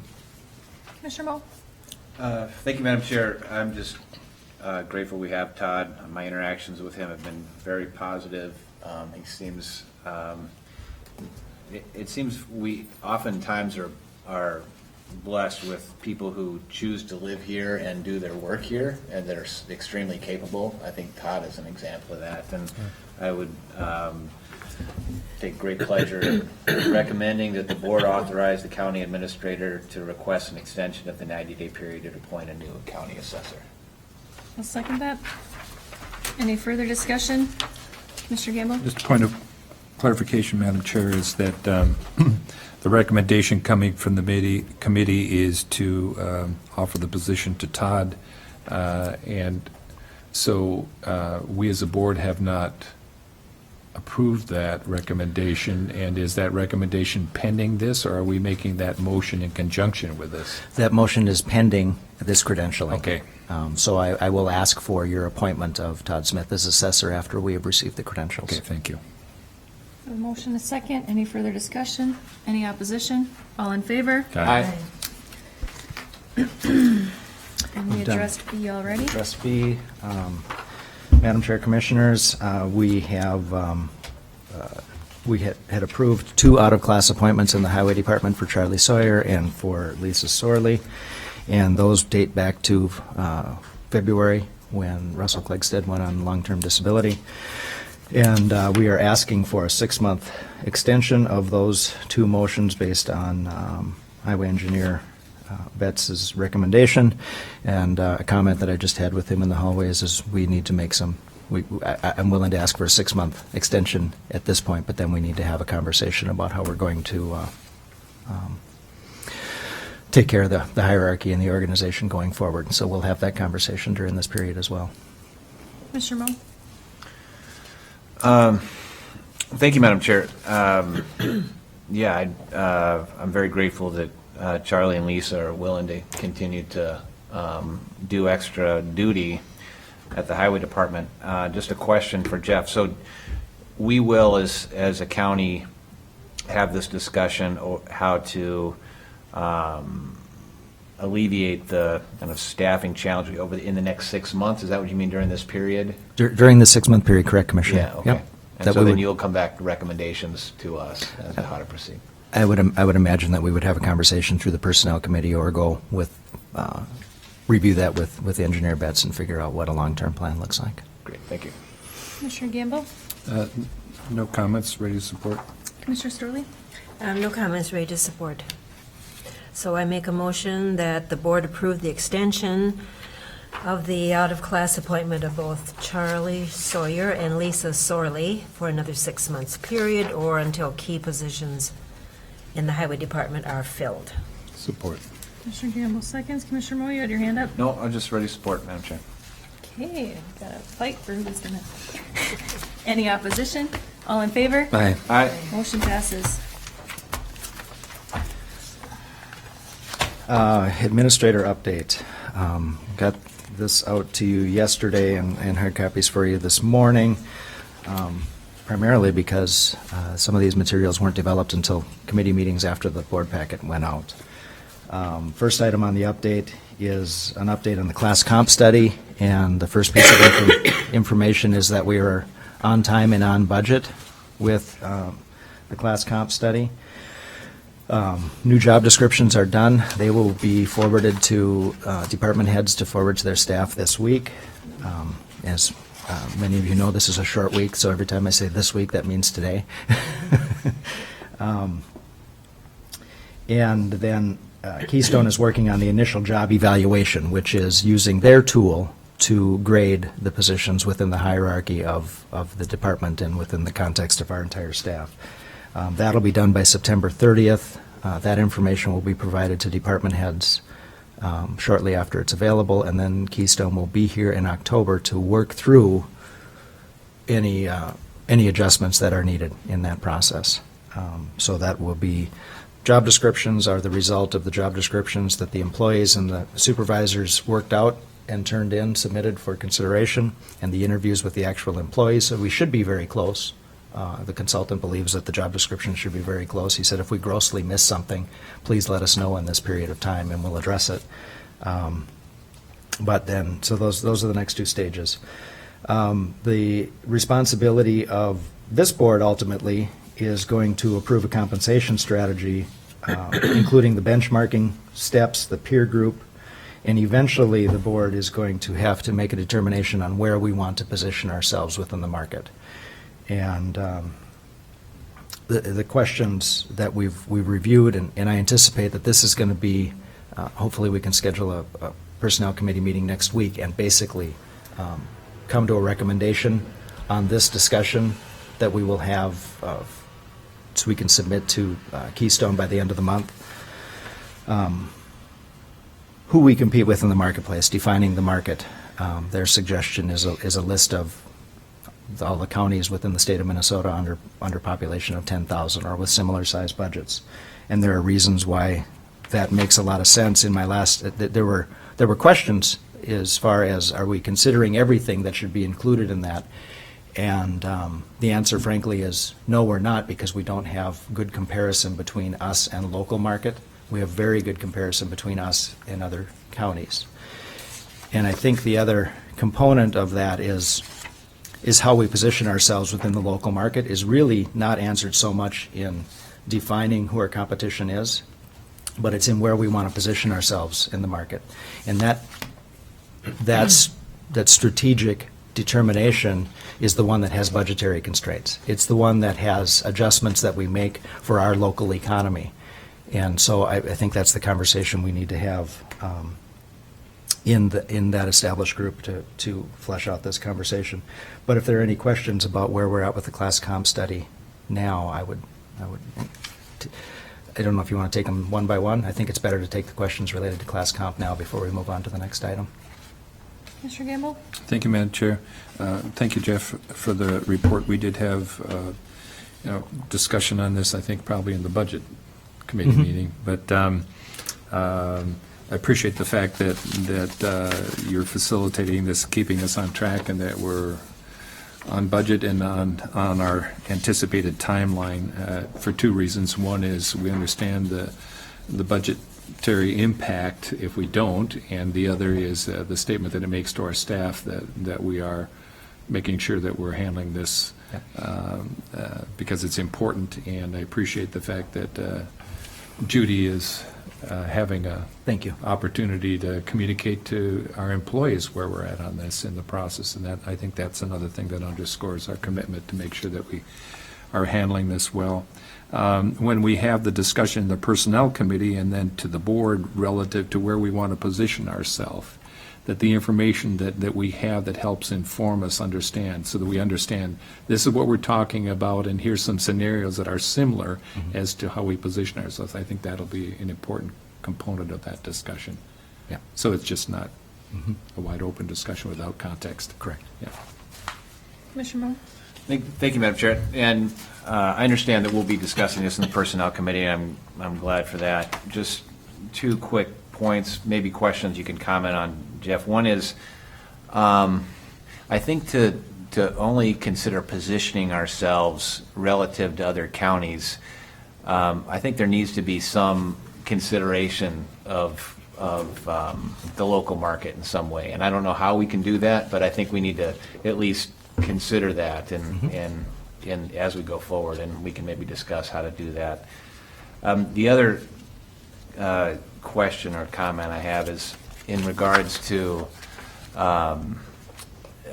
when the recommendations come back for compensation, I think we should also consider as a board timetable for achieving that. I mean, are these recommendations going to be achieved instantly? Probably not. And so we'll need, and especially considering the scale, I mean, it might be scale dependent as to when we could achieve that, so. Commissioner, all of those questions are ones that we need to resolve. Our comparison with the local market, when we are comparing our positions and we're cataloging our positions and we're making sure that we've got them ranked in the correct order within the departments and within the organization, that's where I'm saying that the other counties are the best comparative data, and that's not related to compensation. That's related to making sure that a deputy auditor is classed correctly as opposed to Bev's position or the other positions within the auditor's department, that our highway department are classed based on their skill and experience levels correctly within the departments. The compensation component of this is the other part that, yes, we're going to have to get that information in. We'll run the study that way. And then we're going to have to determine how competitive we want to be in that market. And that is a component that absolutely we'll have to take into local economies and local competition for jobs. That's definitely something we'll have to take into consideration there. As far as ranking positions within each other, it's very hard to have comparables between us and the hospital and us and the school for the purposes of ranking positions. Yes, for the purposes of applying what does the market bear for wages, that's absolutely a separate question, and we will have to have that conversation. So I think that that's a good distinction. Thank you. Exactly, we have to have all those conversations, and we will. And by the time we finalize these questions, it may be into October, and at that point in time, if we haven't already come to a consensus on that, the consultant will be here to help us further refine those questions.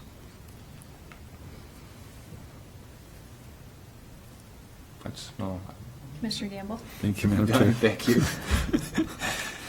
The other thing is, I mean, if we've had discussions with our peers, other commissioners in other counties who have gone through this process, we have an awareness of sort of where it ends up. But the point is that we are taking a look at how we have classified positions to make sure that we are representing what people do, and that there's uniform application of all the criteria that informs that.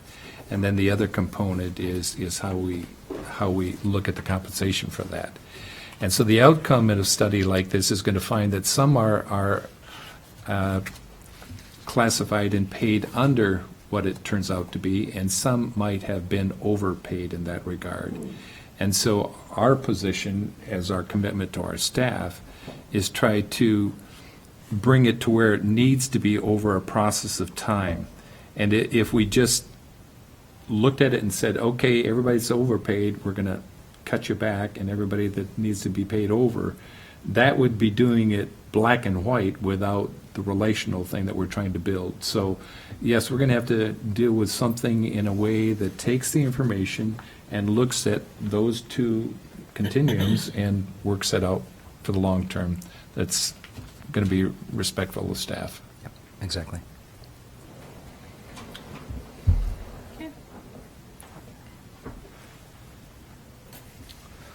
So after this meeting, I'm going to ask to check your schedules to see what we can put together for next week's, for a Personnel Committee meeting. Okay. So let's make sure we get that on the board before we leave.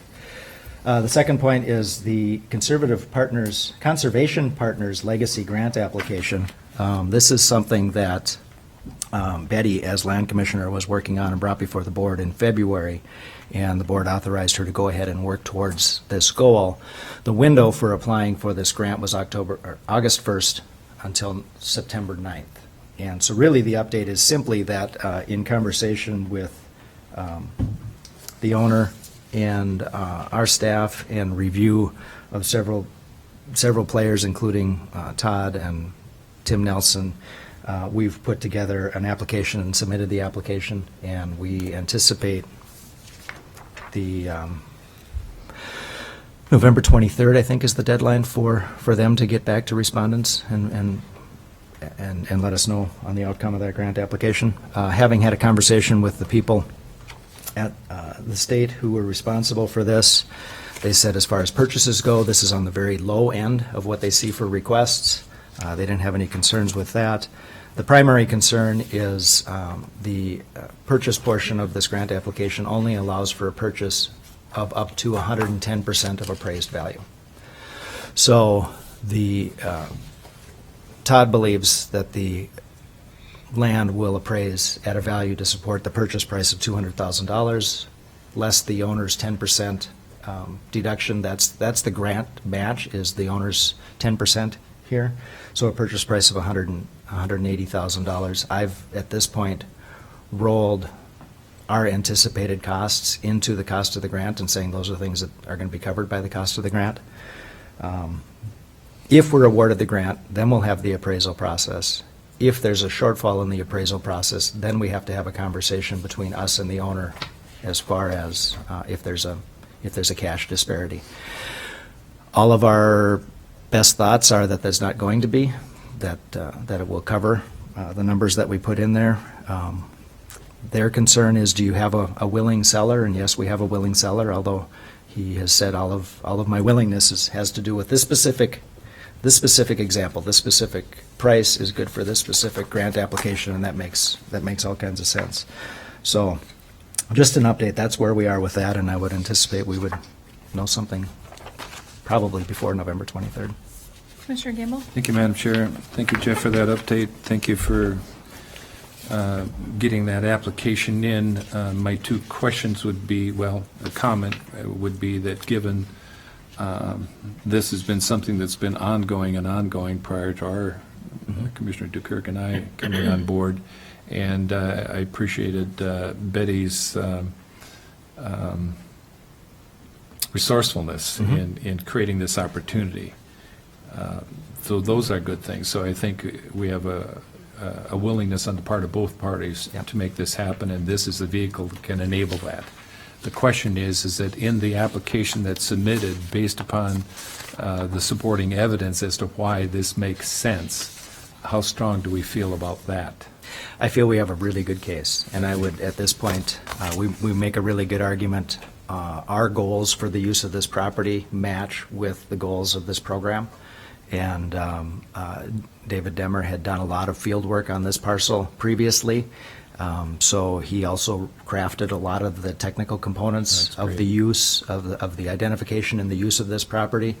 And then in all honesty, he leveraged his relationships with somebody at the state of Minnesota to expedite a historical review of the Yeah. property so that we had everything we needed to complete this application. So I think we've involved state staff in this. We've involved the owner in this. We've done our homework. David has done, or I don't know who's going to do his homework when he's not here, but he's done his homework to give us a. I'm not a geologist. He's done a really good job of making a very strong case that meets with all of the stated goals of this program. And Madam Chair and Jeff, appreciate that. When we make grant applications, we have learned in various departments and agencies that the strength of our application either, gives us what we hope for or doesn't. And given the longevity of this process and this opportunity, it just taking full advantage of that by building credibility into the ask. And so that explanation addresses that. So again, appreciate that. Thank you. Thank you.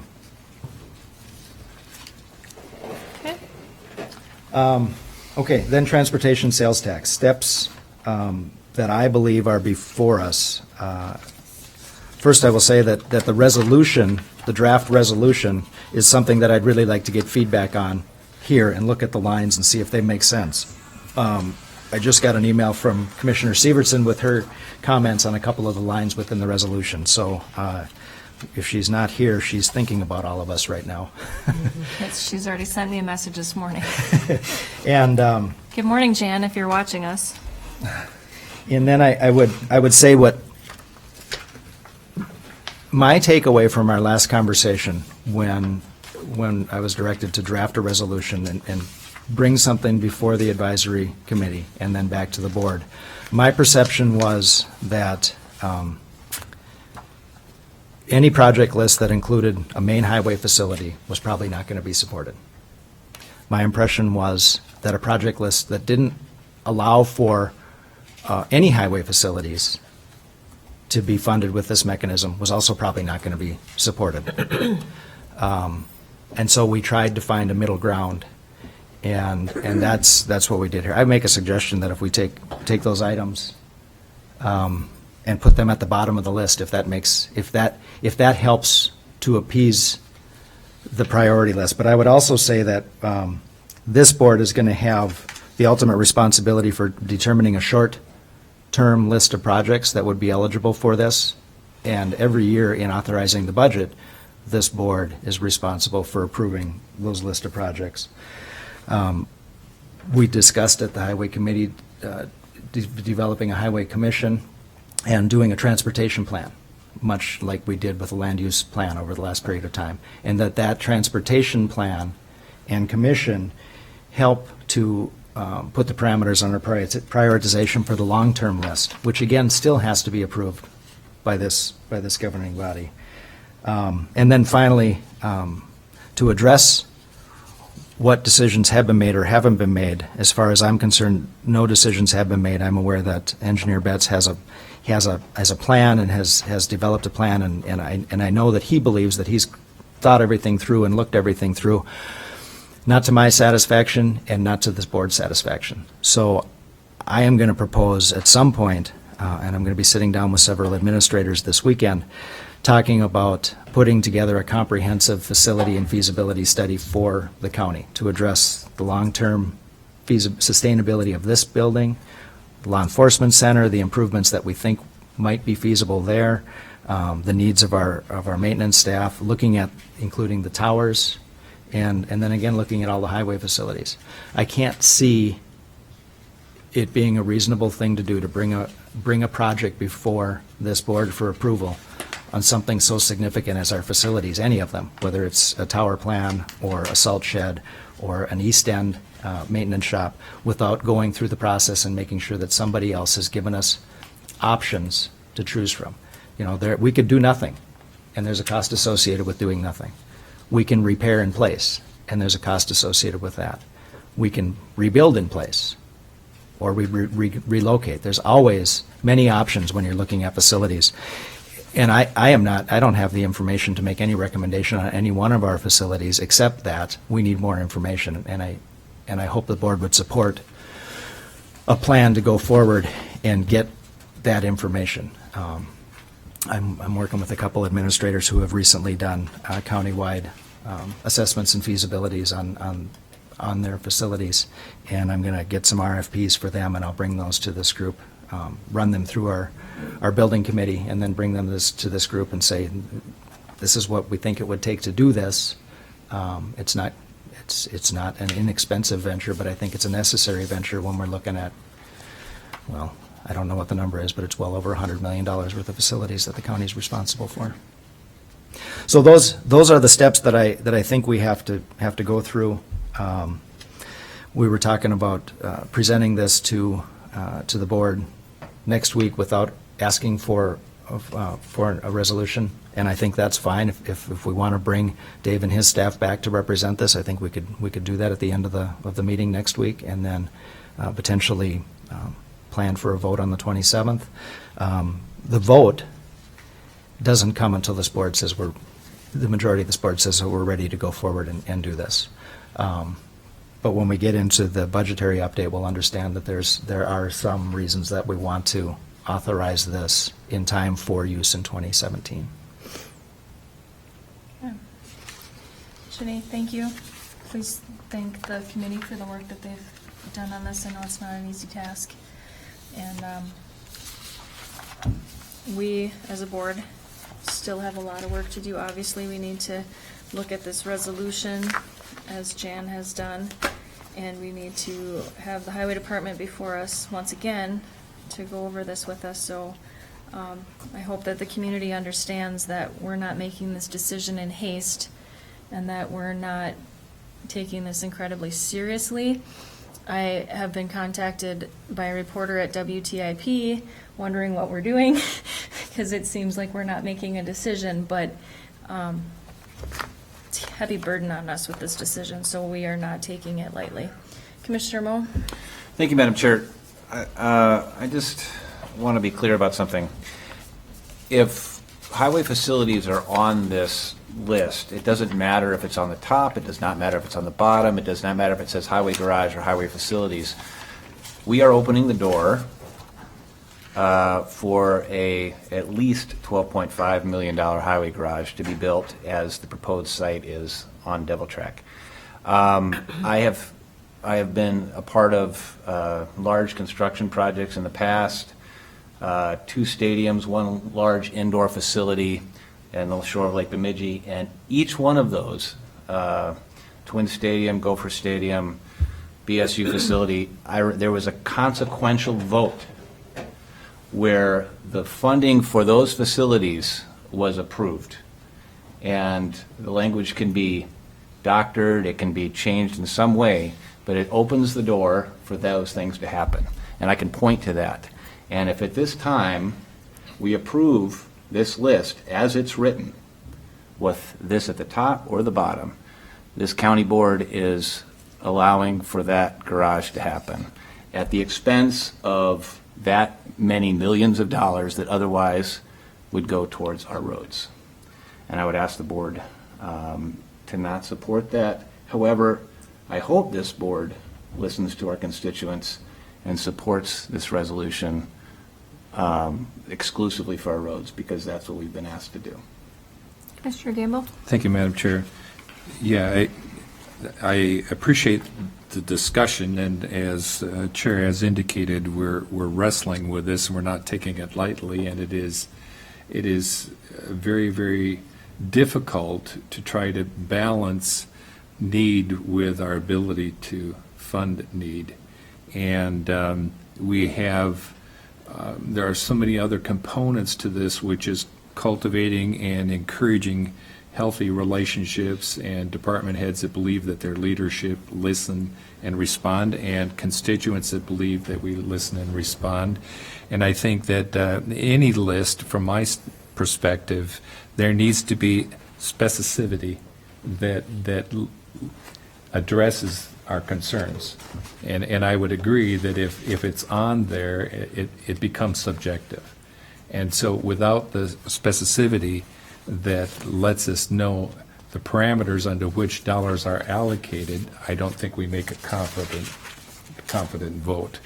And I also believe that, given our budget discussions, that we're trying to look at ways of mitigating some of the impact on levy, the effect on constituents. And if we can do that in a responsible way that is both sensitive to need and to impact on constituents, then I think we've done what we're entrusted to do as commissioners.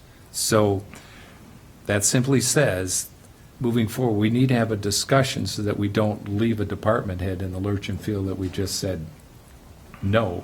We need to look at options, as Jeff suggests, and consider those options in the context of trying to balance need and make sure that that need is rightly identified.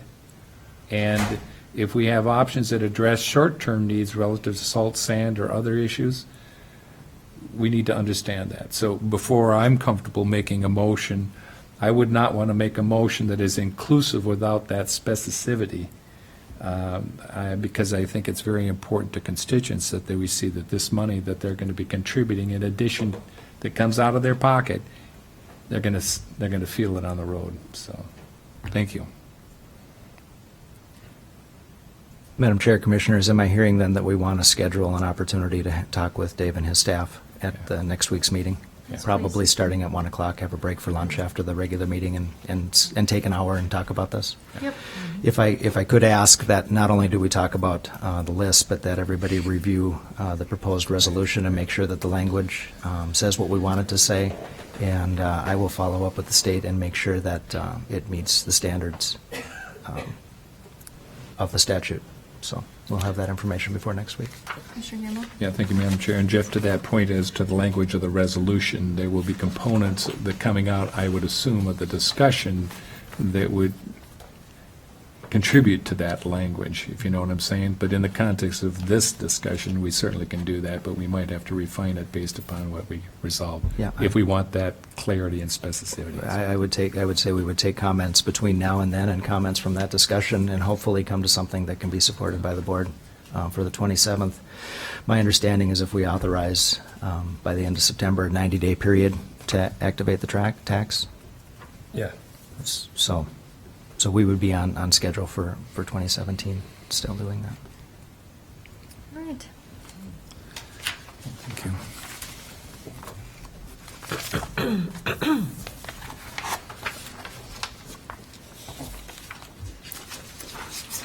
So budget information. The Budget Committee has met twice, and all we've been able to do is refine the challenge before this board. And the general agreement that we've come out of the committee is that we really need to take a look at the big bites first before we dig into the smaller sections. And the biggest bite is the wages, benefits, and the compensation study. And per Commissioner Gamble's request, we broke out wages to include two components, so that we're looking at anticipated wage increase and a budget item to address comp study equalization. And the comment that I would make at this point related to that 4% is that 4% is representative of the numbers that are in our contracts for 2017, and that we are on task to get a preliminary study result so that we can begin negotiations in good faith with those groups, so that we can avoid necessarily automatic increases. But until we have that information, until we know that, I don't know that we have I don't know that I have an opportunity to represent a smaller number than 4%. And this is a preliminary levy. We may well have better information before a final levy. We may well, if we leave 4% in the budget and we get into negotiations, find that we have money left over that we didn't have to use, because I don't know the results of that compensation study. I don't have any idea what they are. The only thing I know is based on our difficulty in filling positions, that we have to address our competitive place in the market. And that's the only reason that I believe it's more likely that we need more money for salaries than it is that we need less money for salaries. So those numbers are in there. They are what they are based on our current level of staffing. And the level of staffing is representative of the level of service that we have in place. And it's been about 15 years since law enforcement has gone from 16 hours to 22 hours worth of staffing, 24 hours in dispatch. We had a conversation last year around budget time related to what it would look like if we cut staff or overtime at the highway department related to maintenance of the roads, and there wasn't a whole lot of support for an option like that. The other opportunities to affect staff, this number in a major way would be to address the hours of operation that the county courthouse is available, and there are challenges, with that. So we're balancing doing the right thing by our employees with doing the right thing by the taxpayers. And I know that we're in a difficult situation. I represented last year that overcoming the use of fund balance in our levy, in our budget. Last year I represented that we turned the head on the horse, but we still have to turn the body around. And I honestly believe that's the analogy that we're facing here. The healthcare benefits specified in the contracts, 19.1%. Our membership in the Northeast Service Cooperative, our use ratings actually dictated an increase of 23.7%.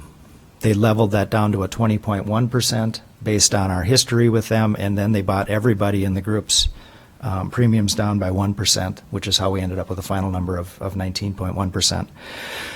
I would say if people had seen the numbers where the county was getting a 19% increase and the city was getting a 4.6% increase, is that numbers are numbers. And if you look at the context, the cities, for a very similar healthcare plan, their premiums are already higher than ours. They got a smaller increase this year, but they're already paying more per contract than the county will be even after a 19% increase. So in this, I'm just putting some context around those numbers. So wages, benefits, compensation study is 12.5%. And that's a number that the board is either going to have to support or staff is going to have to receive direction on how we want to address service levels in a way to reduce that. And like I said, there may be opportunities in December to pare this down if we have better information, but without addressing service level, I don't know what we can do with that number. Mr. Gamble? Thank you, Madam Chair. Thank you, Jeff. Along with Commissioner Severson being on this budget committee and having the discussion, it's excruciating.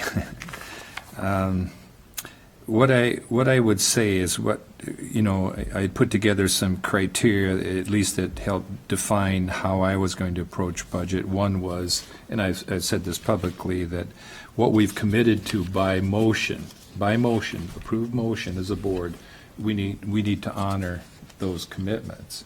Otherwise, we need to take proper action to change that. But in what we've negotiated in our union contracts, we're committed to that based upon our agreement through that union negotiation. The place marker that we put in relative to whether or not we get our comp class study done is entirely dependent on us. And in good faith and working with partnership with employee groups, we hope that we're working towards an agreement there that doesn't kick in that additional 1.5%. And part of the discussion we had when we were looking at the 4% overall is we were making an assumption that we were going to have to pay the pauper relative to, not getting this done. So we need to anticipate worst case scenario, we'll call it. And in that discussion, that's when I suggested maybe we want to take a look at breaking that out. In other words, look at our commitment based upon contract, which is 2.5, and then and in discussion with Commissioner Moe on this, if we have a contingency, which is an overall contingency for the 2017 budget, what we are doing is we're being mindful, which was important in our budget discussion, to be mindful of the fact that we have potential exposure financially, so we need to put something in the kitty for that potential exposure.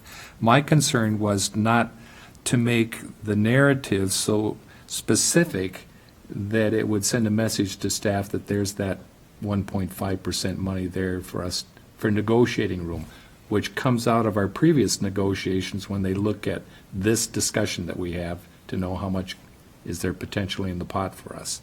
And I would agree with the suggestion in my conversation with Commissioner Moe that we maybe look at overall contingency and drop that in there and not necessarily have it a figure. I mean, dollars are dollars, whether we put it at the top of the list or the bottom of the list in a previous example. But I would agree with that. It shows responsibility on our part, given our commitment to this class comp study, that we need to have something in a pool someplace, not knowing what the outcome is, and not to anticipate for it would be foolish. But on the other hand, I think it might be better placed in a context where our contingencies overall are there. It's still something we have to look at as a dollar amount, but just a comment. Commissioner Moe? Thank you, Madam Chair. Another point I'd like to bring up, and maybe it's more of a question that I don't understand. We have our health insurance premium is going to go up a little over 19%, and the proposal here is that the county pick up the entirety of that increase. Do our employee contracts in any way have language that helps us, to negotiate that? Are we contractually obligated to continue to pick up the entirety of any health insurance premium, or is that possibly part of the negotiation we have with our employees? We had the negotiation. Yeah, Health Commissioner. insurance discussion with our employees, and it's a 2-year contract.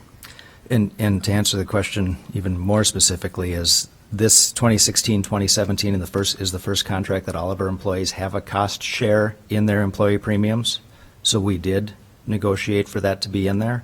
In exchange for that, they said they wanted to specify the dollar amount for 2016-2017.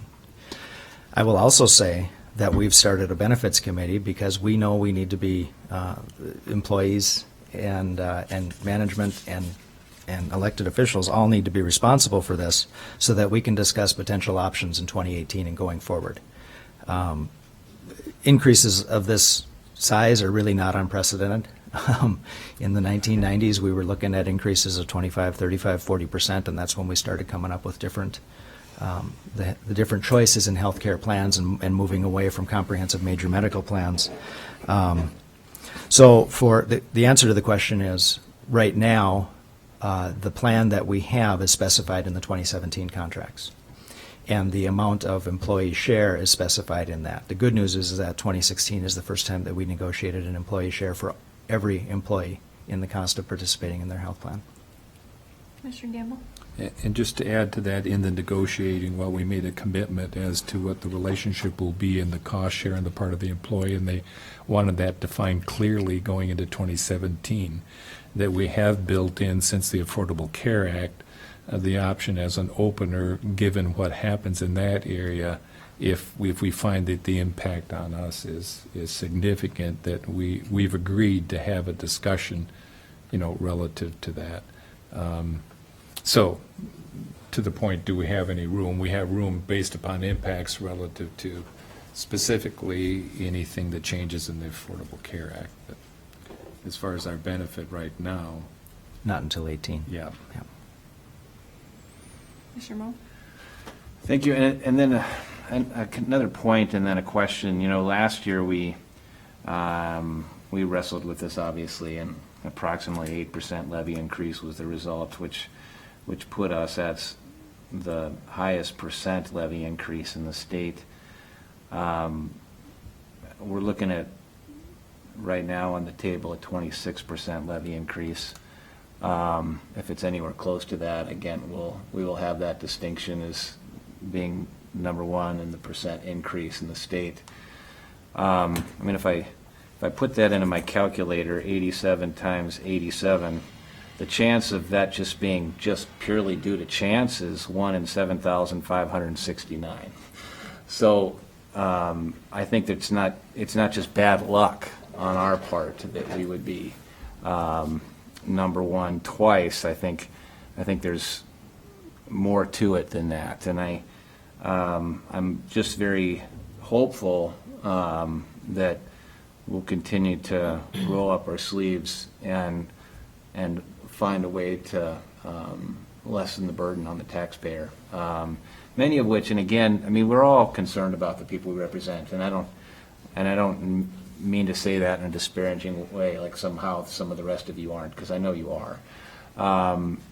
However, again, hearing from a few constituents over the past week, if we change their levy 26% or anywhere close to that, that's going to be an additional couple $100 for them over the course of a year, many of which these people are going into the negative now. And so that's additional money that's going into the negative. The argument that we make is that, well, we're increasing the property value of these people by providing additional services. That's assuming that they're going to sell their property. That's assuming that we're going to force them to sell their property and they're going to move. And we don't want them to move. We want them to stay. And so this is a question of, in my mind, how we make Cook County affordable to the people who do a lot of the most difficult jobs here, the most important service jobs here. And so I will do my part as best I can to try to make this number more affordable to them, and I hope that we all do that. You know, I guess I'm fortunate. The conversations I have with people in my district aren't all, don't raise my taxes. I actually have many people in my district, business owners, homeowners, vacationers, who say, I am eternally grateful for the amount of service that is offered to me in this community where I can't find in a larger community, and I'm okay with paying a little more to continue to have that. So, thank you. Thank you for understanding. So the second large bite is the capital expenditures, and the biggest percentage of that is the capital equipment replacement plan from the Highway Department. And if you remember last year, we kicked a portion of this down the road to get us from 17% to 12% in our conversations in financing the purchase of the grader that was committed to in 2015. So to get back on schedule with that capital equipment replacement plan and to accommodate for the additional payments that we committed to for the next several years going forward with that grader, we're looking at a $417,000 increase, which isn't really an increase. It's putting us back on plan, because our plan called for $450,000 to $600,000 worth of a capital equipment replacement in that budget that was approved by the board in 2014. And last year, we just deferred it for a year. What percent of this levy is things that we kick down the road for one more year? Well, I would say 8. I would say if you take that 6.9 and 1.7, those are the things that we deferred last year. There are others, but whether they need to be done or not need to be done, of the things that, so yeah, I would say those two numbers. So can we take that 8% and just kick it to next year, and then next year go, why are we at 26%?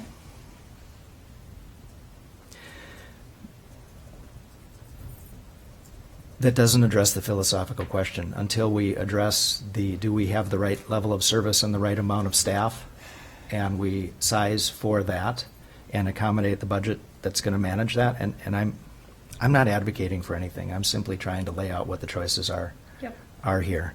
I'm just checking. Because if we knock it down and we do 12.5% and we just limp by with staff, next year we're going to be looking at 12 or 15%. And Commissioner Moe is exactly right. The odds of us having the highest percentage of increase, it's not coincidental. It would be the result of not making a strategic decision on where we need to place ourselves. And this isn't just us, I mean, this goes back years, previous boards. We've been putting out fires rather than planning. The use of fund balance to mitigate the impact on levy is something that's painted this board into a corner. During that point in time, if you look from 2006 to 2010, the total number of FTEs at the county only changed by 1.5%, 2%, 2 employees. I need to run those numbers for you again to find out what they are in 16, but I know that the only increases between 2010 and 2016 are the changes that we've made in Health and Human Services and in Human Resources. So I would anticipate that we're probably up about 3 positions from where we were in 2010, but I need to run those numbers so we know exactly what that is. Because the tendency is to believe, well, that's just the county out of control growing, and it isn't. Growing staff-wise by 2% and 3% over every 5 years is not out of control growth. Not that every position doesn't need to be thought about, but every one of those positions has been thought about and added by this board because of the cost of doing it versus the cost of not doing it. And Well, the size of this building limits us also, because we can't fit any more in here. so that, if we flip over to the second page of this, the summary says total increases that are represented here, which add up to over $2 million. And the only reason that I took that number out of there, Commissioner Gamble, is because we didn't represent any of the changes on the revenue side. So Brady and I had this conversation and took that number out of here to say that the total increases are mitigated by Health and Human Services budget changes. You've got a piece of information from Brady previously that said other adjustments within the Health and Human Service budget mitigated their increase in levy by $50,000 approximately. We retired a capital improvement CIP bond last year, so we're recapturing that payment for this year, which is offsetting and mitigating $360,000. Yeah, about 380. $380,000 worth of expense this year. So there's just good timing. That's $380,000 is 5.25% levy that's being mitigated because we had the good fortune of retiring debt.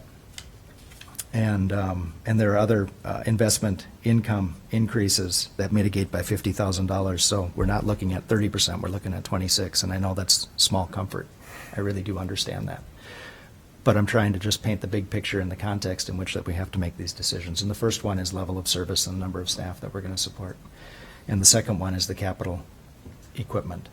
And then the final line here is with the commitment to authorize the 0.5% sales tax, we can take about $140,000 to $160,000 off of the highway department and transfer that into project and use those funds to pay for those projects that are in the budget. They would stay there. We would just have a funding source that fits with the plan that Bruce Kimmel presented to us. It fits with the mission. It fits with the listed road and improvements that are on the list that we have now. And it doesn't take away from the services that we provide. And if we make a commitment to, I did have a conversation with Brian yesterday about the roof and the windows here and at the law enforcement center, and I asked him what's the risk of deferring one more year. And he said, I don't think the risk is any greater deferring until spring of 2018 than it is deferring until spring of 2017, and he would support it as long as we knew that we had a commitment to do some capital improvements through a bond issue process, and that's part of the capacity we would have, and that's how we would recapture and use the current bond payments to pay for improvements like this rather than have to put additional levy to pay for those improvements. We could be the first courthouse and law enforcement center to have an open-air facility. This is the rough place to do that. Commissioner Gamble? Thank you, Madam Chair. As I mentioned, this process, the 4 years of going through budget hearings and process on this has got to be the most excruciating. And in the budget committee discussion, I said there are multiple layers. This document that Jeff has provided us shows that there are multiple layers, and there are multiple contributors when it comes to the budget in understanding impacts on why we continue to pay the highest for cost of government and are the highest increase, at least out of the 7 counties last year. And borrowing from the reserves is not a sole contributor to why we see where we're at here. It is one component. The other components, I would remind the board, is that we have mandated services that have increased the amount of money we have to pay out to do things. We see when we have our public health human service meetings, the impact of that on our budget, and this moving target that is very unwieldy for us financially. We also have a 1.5 million decrease in our compensation for those services. That's the biggest impact. The amount of money coming in for 17 is projected way less. No, I understand. That's what I'm saying, is we're asked to do more with less. And we've got deteriorating infrastructure that we don't have partnership from tax dollars that people are paying in that are going elsewhere. So I'm saying, if you look at our county aid, if you look at our PILT, if you look at all these other revenue streams, what's happening in that regard? And what I've said is, if we see this happening overall on the revenue side and this happening on the income side, that's not a good scenario. So what is impacting our budget that we're dealing with at 27? We're dealing because we're having decreasing revenues, because we're not getting partnership on the revenue side. We're getting asked to do more with less, and we've had to borrow. But then ask the businessman, ask the private individual, how much money are they putting into their savings? Or are they having to take out of their IRA in order to keep their head above water because it's costing more? And the reality is, we've got to make those difficult decisions based upon priority. If we set as a priority because of our need to bond, and we want to be at 75%, if we can get a definite as to where we are, and we find that we're 260,000 above that figure, then that's an area where we can take a look at this as to the 122,458, which is 1.7. Every 1%, every $70,000 that we can reduce helps to mitigate that. And I'm saying we don't have the luxury. Our first presentation on the budget for 2017 was put back 122 or put back 300, which is the philosophical, but can we afford to put 300,000 in when our constituents are having to take out in order to try to support, their cost of living? If everything that we did in the budget was by way of referendum, that would be true representative government. However, we have to make some decisions because we need to put it in the context of our need. In other words, if everybody made a vote on a referendum being informed, that'd be different than an emotional response because I'm having financial difficulty here.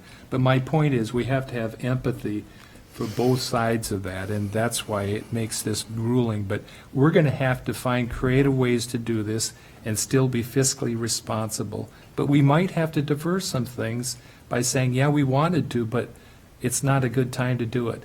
And if on the horizon, when we think that there's going to be help coming from legislative action, then we make a decision in that context. But what we're seeing is we're seeing less help in that regard, which puts more pressure on us. But that reality means we have to evaluate things differently in that context. Commissioner Moe? Thank you, Madam Chair. And Commissioner Gamble knows this. We have a Republican form of government, and so That's correct. By Republic It's a republic. meaning, we are elected to make these decisions as opposed to doing so by referendum, which, might be easier if it was just putting it up to the voter, but we don't have that. It's dangerous. Yeah, we don't have that luxury, I think. But Jeff and Brady, I think this is a question for the two of you. I mean, we're looking at a number, and we're looking at specifics as to what that means for our budget. And you're asking for input on, do we want to do reductions in service? We have no specifics to that. And Brady initially did this briefly. He gave us two different percentages that we could consider. I would ask that we actually have a lower levy increase option, and that we could vote up or down, but so we know specifically, I mean, you know, you're the professionals who are doing this every day, and, you know, we're the county board that's not here every day. And so I could maybe try to guess what some budget reductions would look like. It's the last page. It's on the last page of your It's giving information. us the options. Yeah, but what does that mean? You know, what services, in fact, you know, could we flush that out a little bit? So we're actually saying, okay, well, sure, you know what, you're right. Our constituents don't want this level of service reduction. We're going to vote for the 26% levy increase. Or we could say, you know what, our budgets are tight, the people we represent, so we all have to tighten our belt together. We'll vote for whatever, I don't have that, I didn't get that sheet in my Yeah, packet, but I you- saw it. You have it. It's not in there, I'm sorry. It was with the full packet of the administrator update, and then it was on your desk this morning. Oh, it's this one here, okay.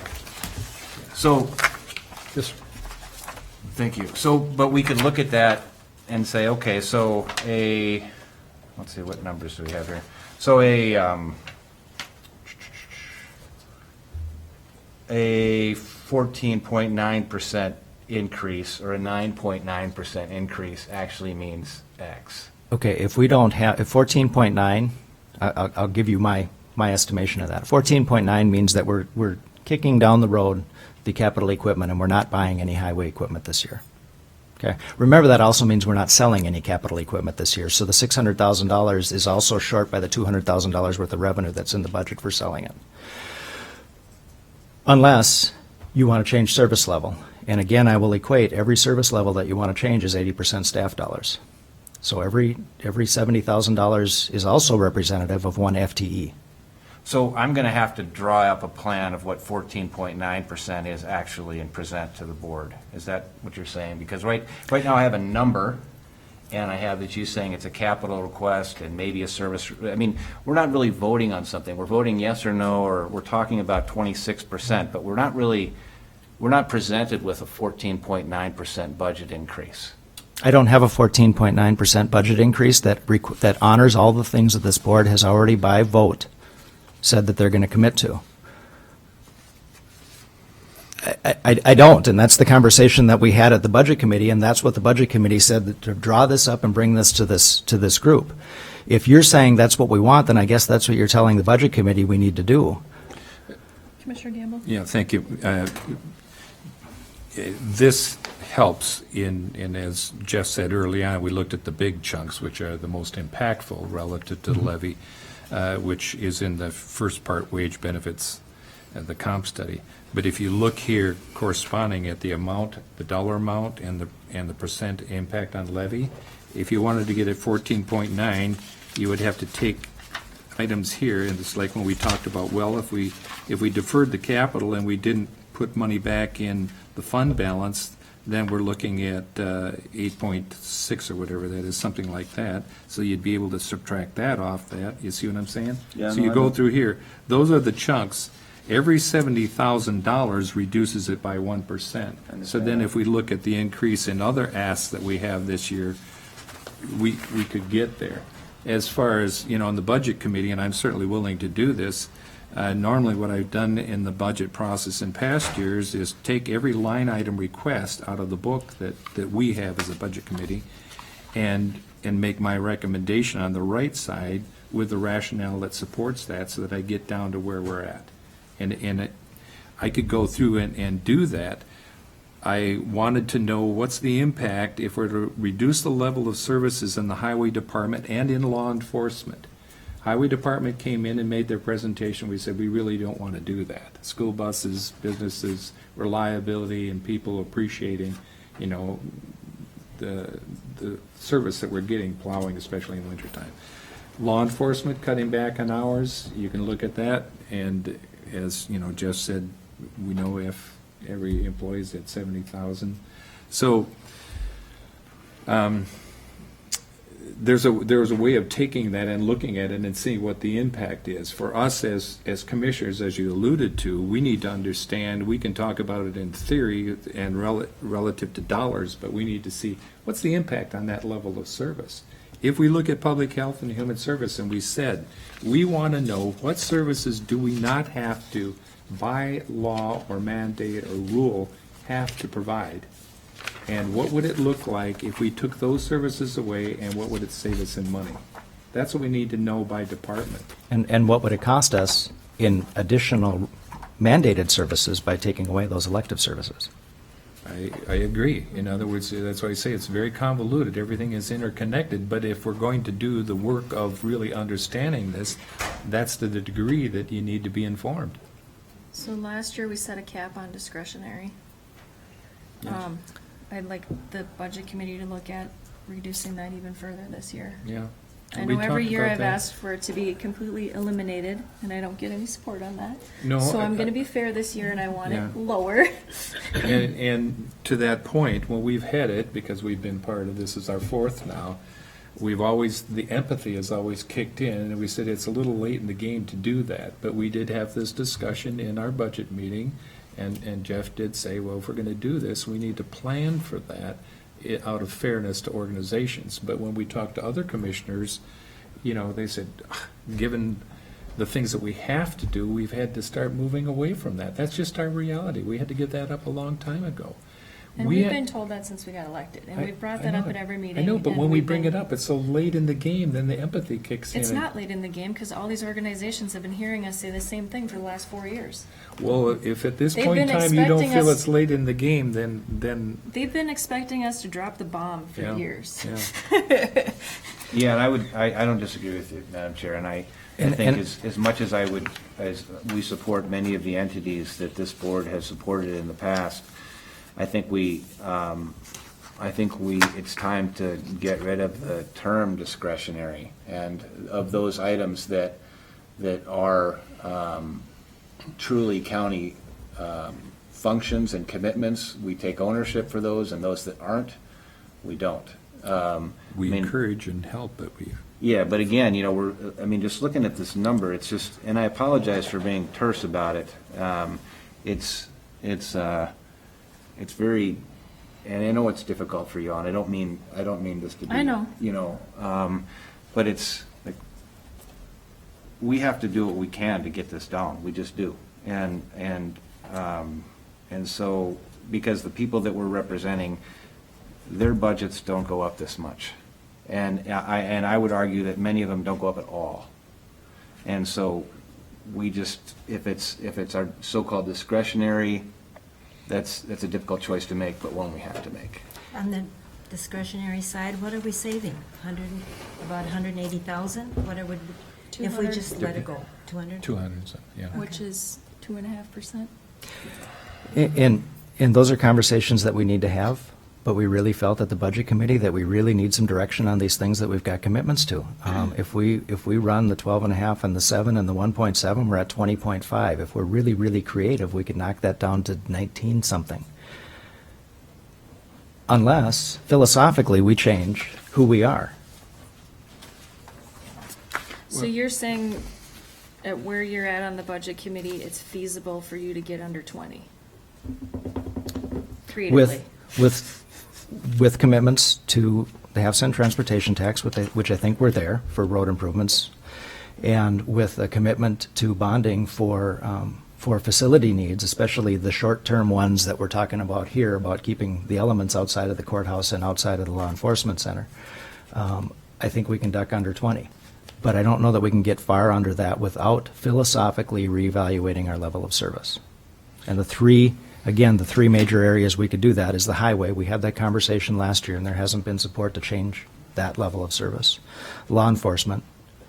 We haven't had that discussion. And we haven't had that conversation, but we could put those numbers together, and we could have that conversation. And then the other major thing would be change the hours of service at the courthouse. I also feel it's part of my responsibility not only to provide this board with the best information and to be as fiscally responsible as we can, but I also advocate for the rest of the staff. And these staff at the county are all taxpayers, and these staff have all made a commitment to being here and living here, and the cost of living for them is just as high as it is for everybody else. Commissioner Gamble? Just an observation that we haven't, we maybe have talked about this to some extent, but specifically, one of the challenges we face as a county that other counties that are attractive face as well is that we tend to import our wealth. And that means that people that have enjoyed coming up here in a lifetime and can now retire, they retire and they bring the revenue that they've generated in a place that provides that kind of revenue up here. We've seen how it's impacted our housing, as far as available housing, and how it pushes housing prices up, how it makes short-term rental more affordable than long-term rental in our housing market. And so what we have is and this, again, this is throughout the country, we see this in similar locations where you're an attractive place to retire, that those people come in with a level of service that they've grown accustomed to, and they have the money so that they've got room to be able to absorb some of the costs because they want those services. The people that grew up here, that are seeing their world change and their revenue not changing, it is very difficult for them. They can't keep pace with that. And that's the reality that we face here in Cook County. All right. Do you have enough direction? Yeah. Commissioner, yes? Okay. So So you're just- going to go back to the drawing board and bring us more Madam Chair, information? just so then in a how we proceed question here, I know that the committee is going to continue to wrestle with this. Perhaps they can get it down below 20. I mean, I would propose, and again, how do we can we actually entertain these lower levy increase percentages? Lower meaning still 9.9 or 14.9 is fairly dramatic. But Not only can we entertain it, we can vote and set it at 9.9, and then we face the repercussions of that. well, that's my The cost of doing that, to answer the question, is either we're going to have to make a plan to change the level of service and reduce our staff so that we can support that, or we're looking at 9.9 for about 3 or 4 years in a row to finance the ability to keep the staff we have and get to that point. But that So there's really potentially two options. So I would appreciate the opportunity to finish. So if we actually looked at the items in isolation and could then as a board vote on them succinctly. I mean, we're not going to get presented with a budget from the staff that says, okay, we're going to vote up or down on a 14.9. So therefore, as a board, I would ask that we have the opportunity to then vote on the specifics of these things and I realize that might mean that the board votes yes, and then ultimately the levy is 20% or whatever. But I do think that we could then debate each individual, whether it be capital expenditures, use of the fund balance, et cetera, service delivery in specifically, and then to decide if we're going to have those as part of the budget or not. We may end up at 26%. I hope we don't. But if we can then specifically debate and discuss each one of those and decide whether it warrants increasing the levy, the capital expenditure for the highway department 6.9%. Granted, we deferred that, but is that worth $500,000 this year to us? We can debate that and decide. And absolutely, the board has to. To this point, the board has put together a committee to lay those questions out. And by the end of September, we're going to have to come up with a preliminary levy, which still gives us the opportunity to work down from there. Mr. Gamble? Thank you, Madam Chair. Yeah, and I would agree. We talked about it from the committee standpoint as we're looking at a budget. We're going to do the budget different this year. We came with a preliminary overview, which was very broad-based. There was no clear direction like saying, well, we don't want to go any higher than 9. And so then our administrator says, okay, with the budget committee, we're going to have to look at these things, and I recommend we look at the biggest pieces first to see what we can do if we have any wiggle room there. And we came back with this update based on this breakout here to sort of give some context to the impact of these different line items. And we will go back. We need to, along the way, get a sense of where the board is, because if we put an awful lot of work in and come in and then we have the discussion, we would rather incrementally move towards where we feel we need to be. So what we will do is we will go back and you'll get further breakout as to what this is. Those things relative to level of service and philosophy are discussions that need to be had that inform any action on figure. And because if we just say, we want 9%, I don't care what you do, it's 9%, you figure it out, then we that's what said we're that. doing. But I think what we're saying is, we're sort of morphing into a different approach, but we're still, as a board, saying we need to be informed so that our decisions in either supporting or not supporting these things is going to be based upon an understanding of a line item. And that's what we'll do, is we'll further refine this, and then we can have that discussion. I think that would be a great approach for us, and then we, as a board, can then decide yea or nay on the items, the increase items, and then we ultimately will determine a levy that way. I mean, I think it's easy, it'd be easier just to vote no, but I don't think that's responsible. Yeah. I think that we owned the budget we had last year, and I would like to be able to own this one too. So, One of the procedural points that I requested that we change this year is because last year we went line by line by line. And when you're looking at $1,000 here and there, you're not going to come up with 1.5 million. And that's why I suggested a strategy where we look at the biggest things first from a philosophical standpoint so that we understand where we have to go. And I'm absolutely looking at the point that our discretionary, and I hate the use of the term as well, funds requests have gone up $82,000. Of course, we can't do that this year. There are other things that we probably can't do this year that we would see value in, we would like to do, but this isn't a good time for it. But I'm really trying to focus the conversation about the things, as Commissioner Gamble pointed, the things that this board has already supported by motion or resolution. And if we're going to change that, we have to have a good reason as to why we're going to change that. So we can draw out some more scenarios. We can take a look at impact. We can do that. I guess we know what our task is for next week. Yeah, just for the committee, I'm not going to support 9%, that kicks 9% down for the next year or the next year, because we have no idea what mandates are going to be forced on us without the funding to do it. That's what happened this year.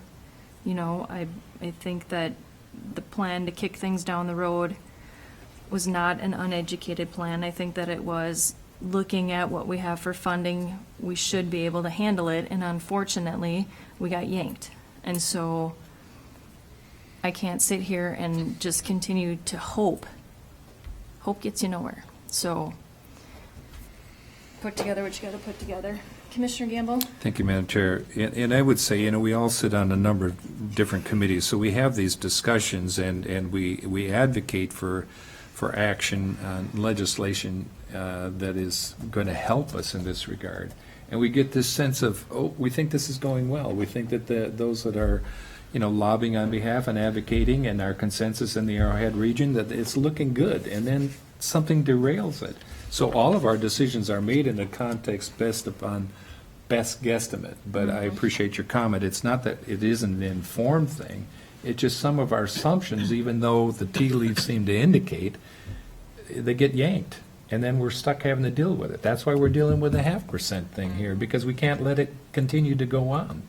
But I would say that it's important, because we are elected by district to represent constituents, that those philosophical or those change in level of services decisions need to be made here.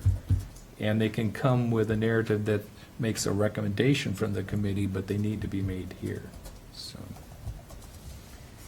Jeff, anything else under your? Did we are there any of those levels of services that we want to look at and analyze in particular?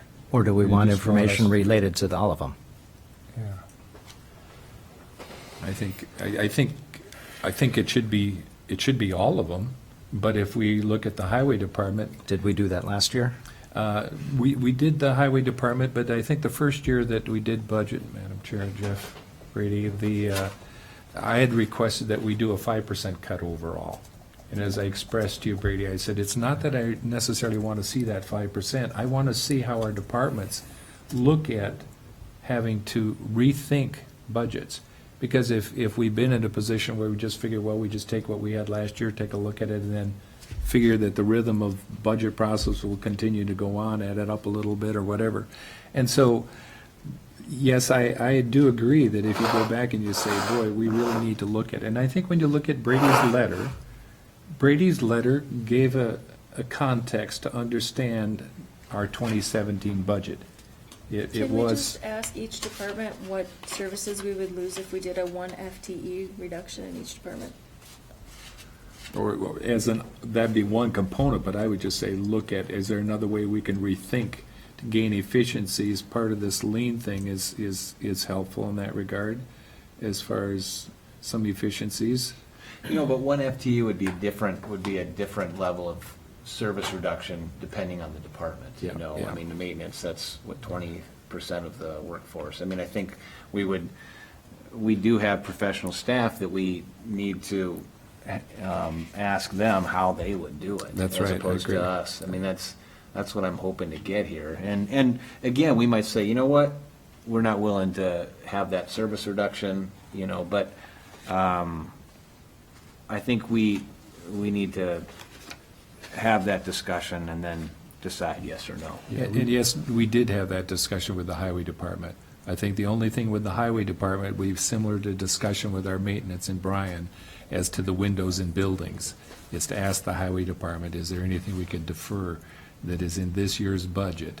And when we've gone through and really have squeezed everything out of the turnip with the highway department in past years, I mean, we're looking at salt sand, we're looking at a lot of little things, just trying to find a nickel there and a dime there. We haven't had those discussions, but I think if it were put out to all departments, given our discussion as a result today, it'd be good. What would They've the- already made those reductions. When you And- look at the dollar of our levy and the increases that we have on that sheet, they've already made all the reductions to compensate for that. I mean, it's mind-blowing what they've already cut to help us. Yeah, well, we have to ask it again respectfully, and if they come back and say, hey, I cut everything I can, then that's their answer, but we're just looking for some help.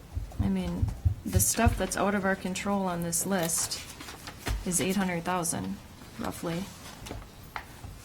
And the overall levy is 200,000. So they've made $600,000 in cuts already.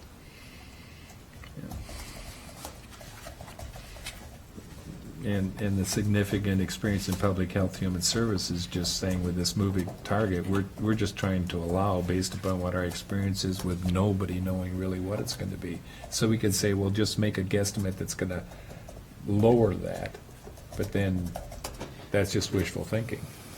And Jeff has asked us, he said, so I'm asking the board for what level of service reduction would you want to entertain? And I think we're answering. We're saying, okay, well, what does it look like if we do X? We can vote against that, but I think, it just presented, in my opinion, just presented with a 26% levy increase, I think we need to entertain other options, honestly. And we may vote them down, but I think, and I agree too with Jeff that going line by line, $100,000 here, that's not our job really. And I'm not educated in those fields to do that, so asking our staff to say, okay, what does 5% reduction look like? And that's, and then we may say, okay, you're right, we shouldn't do that. And Commissioner, you're absolutely right. We need to do that. We need to ask those questions. I just don't feel it helps us to ask those questions until we make these larger strategic decisions. And if I'm wrong in prioritizing those things that way, then that's my error, that's my mistake. But we'll take a look at that. I just sent out hopefully we can get together and meet before the 20th so that we can have a more context for our conversation next week. So I'm not sure I understand. So, are you suggesting then that we just set a levy target and then we figure it out? Because the strategic decisions, I think, need to be based on the information presented. Like, okay, so if we reduce the staff budget or the operating budget by 5%, this is what it looks like. These are the things that we can no longer do. Do we want to do that? Yes or no? And so if we're presented with that, then we can say yes or no. Okay, you're right, 26% is all we got. Or we can say, you know what? Based on the conversations we've had with the people we represent versus the levy increase, those are decisions that we're going to have to make. Do you understand? I think we've heard that. I think we know that's our task for our next meeting. Okay. And just to clarify that we're responding to the discussion today to say to department heads, take a look at this, and then the committee is going to get that response and look at it, and then we're going to come back with the board with that. So we're not advocating that we just set a benchmark on the levy and then figure out what we're going to do. We're trying to answer the questions so we can make an informed decision as its impact on the levy. Yeah. And to Commissioner Mo's comment, yes, we do represent the people who elected us, but we have more background. They don't have the background. That's how we need to educate them. But they come at hearsay, they come at us with, I heard this was going to go on this department, I heard this one was going to be laid off. They don't have a lot of the facts, so we're the ones that need to provide the facts and then lay it out when we decide. Sure. All right, Jeff, do you have anything else? I do not. I think that's more than enough for our next meeting. Okay. Was there anything else under meetings to note, updates, commissioner reports? AMC, who's going to be? At AMC this week? I believe it's the four of us. Frank, you're going to make it to Alexandria? I'm not going to make it to Alexandria. Okay, so three of us. I will be on the radio tomorrow. And then, again, September 19th, there's a meeting of the Housing and Community Dialogue at North House. There may be a quorum of commissioners there. And then, as excruciatingly painful and heavy as this conversation has been all day today, I have to end with anniversaries. So, in our maintenance department, we have Lindy at 23 years.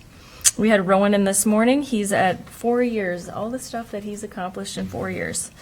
Melissa at our law enforcement center is at 3 years. Janine up in public health. Sorry, Janine, 37 years. Thank you for being here. Pat, our sheriff, 21 years. Andrea, again in public health at 3 years. And I can just say Andrea because she's not one of the three Allisons. So. Michael Smith, 23 years at Recycle, and Kelly Schleep, 2 years at Road and Bridge. So thank you all for your support and dedication to the county, even though we make these hard decisions and you think we're going to fire you at a moment's notice. I don't think that that's our plan. Motion to adjourn? So moved. All right, we are adjourned. Thank you.